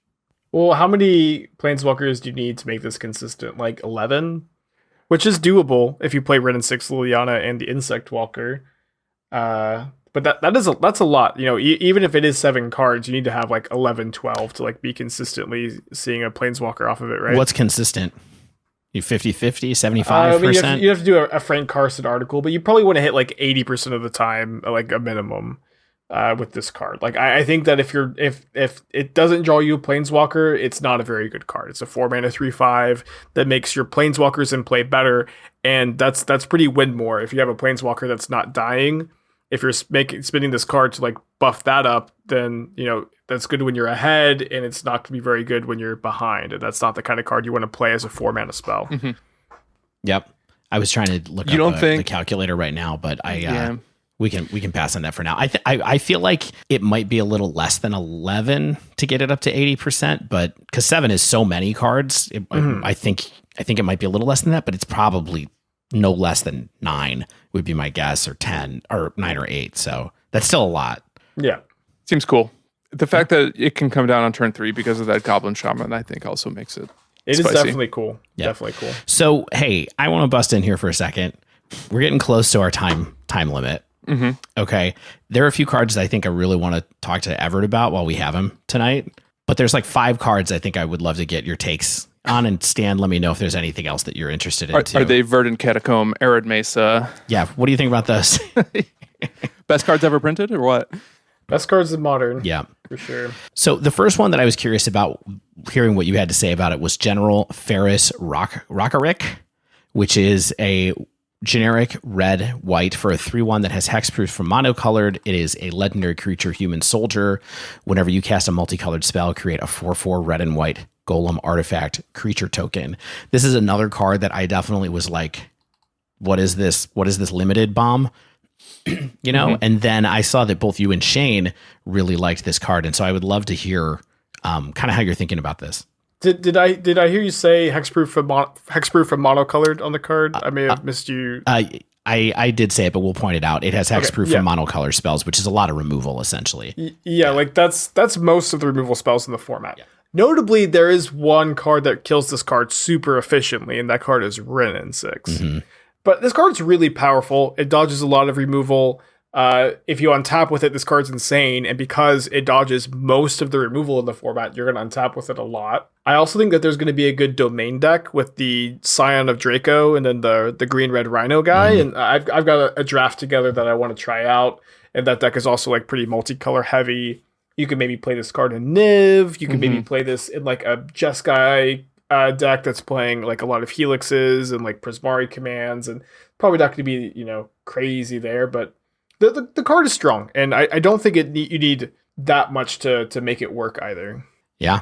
I mean, I was definitely a doubter. I mean, Shane was talking about throwing it just directly into humans, basically, because there's so many multicolor cards that in makes humans a lot of sense, yeah. that you can just kind of like go for it. Definitely a card that I underestimated, but I think my first impression was very wrong about it. I think the next card I would love to talk to you about for quickly is Territorial Kavu, which is another card that I didn't really think was really anything. So it's a red and a green for Star. You were just talking about Domain. This card has Domain. Territorial Kavu's power and toughness are each equal to the number of basic land types among lands you control. Whenever Territorial Kavu attacks, choose one, discard a card. If you do, draw a card. And the second mode is exile up to 1 target card from a graveyard. Yeah, I thought this guy was a Rhino, which is I think what I just said. But I mean, what it does, the creature type is pretty irrelevant. Yeah. So this card and Scion of Draco, both are very, very powerful 2-drops that you can cast both of them on turn 2 for their max value if you have Triome and the corresponding Shocklands in play. And so I think that there are a few different ways to build this Domain aggro deck that's going to come out. You can either play all 8 Hierarchs, and then on turn 1, try to play your Hierarch, and then on turn 2, off of a Shockland, then on turn 2, fetch your Triome, play your powerful 2-drop. Or you can say, hey, I'm just going to play no 1-drops. I'm always going to try them on turn 1. Then I'm going to cast my 2-drop. And that's kind of the draft I have, because also I'm trying to play Shardless Agent and Bloodbraid Elf in that deck. And no 1-drops with those cards make those cards a little bit stronger is something that I'm going to try. But it's possible that the 8 Hierarch version is going to be a bit better. Time will tell, I think. And maybe there's another creative way to build it. Oh, there's also, of course, Tribal Flames as like the third payoff for having all 5 land types in play, which is 2 mana, deal X damage, where X is the number of land types you control. So in this deck, it's 2 mana, deal 5 damage, which is really, really powerful. Awesome. I loved playing Tribal Flame Zoo back in the day. The first deck that I bought Tarmogoyfs for actually was not Jund. It was for Tribal Flame Zoo, because I didn't have Jund, but I had all these other fetch lands and stuff. So it can be a powerful deck and be a really fun deck. We'll see how it shakes out with the actual builds. I did see your post on Twitter. It's a cool deck, so I think people should check it out. We'll see where it goes. I wanted to talk to you about Urza's Saga for a second, just because I think that we were kind of... I've heard you talk a couple of times about the combo potential of Urza's Saga, and I'm curious to know like what kind of, in combination with Titania, like how do you see those two things coming together? Because it sounded like you had some kind of plan around those two cards in your mind. Yeah, I've got a few different drafts, and I haven't really settled on how I want to build the deck yet. But the main idea is Urza's Saga can find you a copy of Zurin Orb, which is a 0-mana artifact that allows you to sacrifice a land, gain 2 life. And then if you have that in Titania in play, then you sack all your lands, you have 5 3s equal to the number of lands, and you're probably going to win the game. And Titania can also get you back your Urza Saga if it dies earlier. Urza Saga also can get you a copy of Expedition Map, which is going to be good in like this land toolbox deck, is like the other piece of the puzzle that I found. One problem is if you build around this Titania Orb aspect, you're not really making good use of Urza Saga's ability to make the construct, the token. And maybe that's okay. Maybe it's just fine for this to be, added value onto the card. I've also been trying to figure out a way to kind of overlap these two things with Urza, especially because Zurin Orb is a Mox Sapphire with Urza. And, maybe there's like a Urza Saga Titania upheaval deck that exists. Is something that I've been trying to figure out, and I haven't quite put those pieces together yet. Maybe by the time this has gone live, I'll have figured it out, and maybe by the time this goes live, I figured out the support isn't quite there. But Urza Saga doesn't necessarily just have to go in that deck. There's lots of other interesting targets for this card, like Colossus Hammer. I think this getting Colossus Hammer is a big deal, and then also making constructs in maybe a more affinity focused, aggressive version of Hammer Time could be quite strong as well. This card also has lots of other interesting targets, like Witch's Oven, Underworld Cookbook it can grab as well. And then there are like value sideboard cards like Pithing Needle, Grafdigger's Cage. Yeah. Cards like that. And I think the card's really good. I think I'm going to be really tooling a lot with it. It's a super, super powerful card. It's awesome. All right. I got 2 more cards. I promise. Okay. Counterspell. What does that card do? Yeah. It counters target spell for 2 mana. Yeah. And Spike, how do you use the card like this? Like, what does it do? So this card is actually only good in one scenario, and that scenario is when your opponent has put a spell on the stack. Okay, interesting. That's helpful. So if that's happened, you can stop the spell from resolving. And I mean, I think this card's super, super strong. It's going to be a format defining card, a control deck defining card. For the longest time, you've had to put Mana Leak in your deck, and Mana Leak got the job done. But in a lot of matchups, it did a great counterspell impression. But against like Titan, against Tron, in the Control Mirror, as a late game top deck, it just didn't counter your opponent's spell, and and that's a really big deal in a control deck that's trying to get to the late game and have better top decks than their opponent. You always had Mana Leak, which was a really bad late game top deck, but that's gone, and counterspell is going to be really, really good. It's also, I think, going to be very beatable, especially as long as Veil of Summer is in the format. But maybe those are going to be 2 cards that can keep each other in check a bit. Totally. Imperial Recruiter. Is Imperial? There's probably way too much to talk about with Imperial Recruiter. Yeah, there's a lot. I have one question that I would ask you though: Is Imperial Recruiter for combos, or is it for value, or is it for either? Is it just a good card? It's either. Okay. There's no card in Horizons 2 that I've been building more decks around. I have like 7 different Imperial Recruiter decks I'm working on. It's like actually crazy just how many decks it slots into, how many archetypes it creates, and ephemerate based creature ETB decks have been like half of the things I've been working on over the last few months, and so this just like fits in with a lot of things I've been working on recently, and the options are infinite. Do you think it gets Kiki there, or it can't? Yeah, that's my big question. Yeah, yes, personally, it can. I don't think that it gets Kiki in like blue-red control. I don't think you just play this to get Kiki Jiki in like your blue-red counterspell deck, but I do think it can get Kiki Jiki in like your Aether Vial deck or your Kiki Core deck or something like that. Yeah. Maybe you're getting the Angel Restoration Angel even instead, or well, whatever. You can't get Restoration Angel with Recruiters, but you can get Feldar Guardian. Right. You can get a Deceiver Exarch, and so I've got like 2 different Kiki Jiki Exarch decks. I've got like 2 different or 3 different just like value Imperial Recruiter decks. There's a lot of options. There's a lot of options. Awesome. All right, I promise you the last card, which is a lot to talk about again, is Shardless Agent. Yes. How excited are you about Shardless Agent getting in Modern? Do you think it's good? I'm pretty excited. I think it's good. Okay. So one big issue with Shardless Agent is that fair blue decks in Modern just got Counterspell, and you don't want to play Counterspell and Shardless Agent in the same fair blue deck. Yeah. That being said, Shardless Agent still goes in some decks. One thing I'm really interested to try, like the first thing I want to try, is a like Teamer mid-range control deck that plays 4 Shardless, 4 Violent Outburst, and the only thing you can cascade into is Crashing Footfalls. I think that's better than Ancestral Vision, and you just always want to put those 4 Rhinos into play. When you cast Shardless Agent, you also get a 2/2, and when you cast Violent Outburst, you can pump your other Rhinos.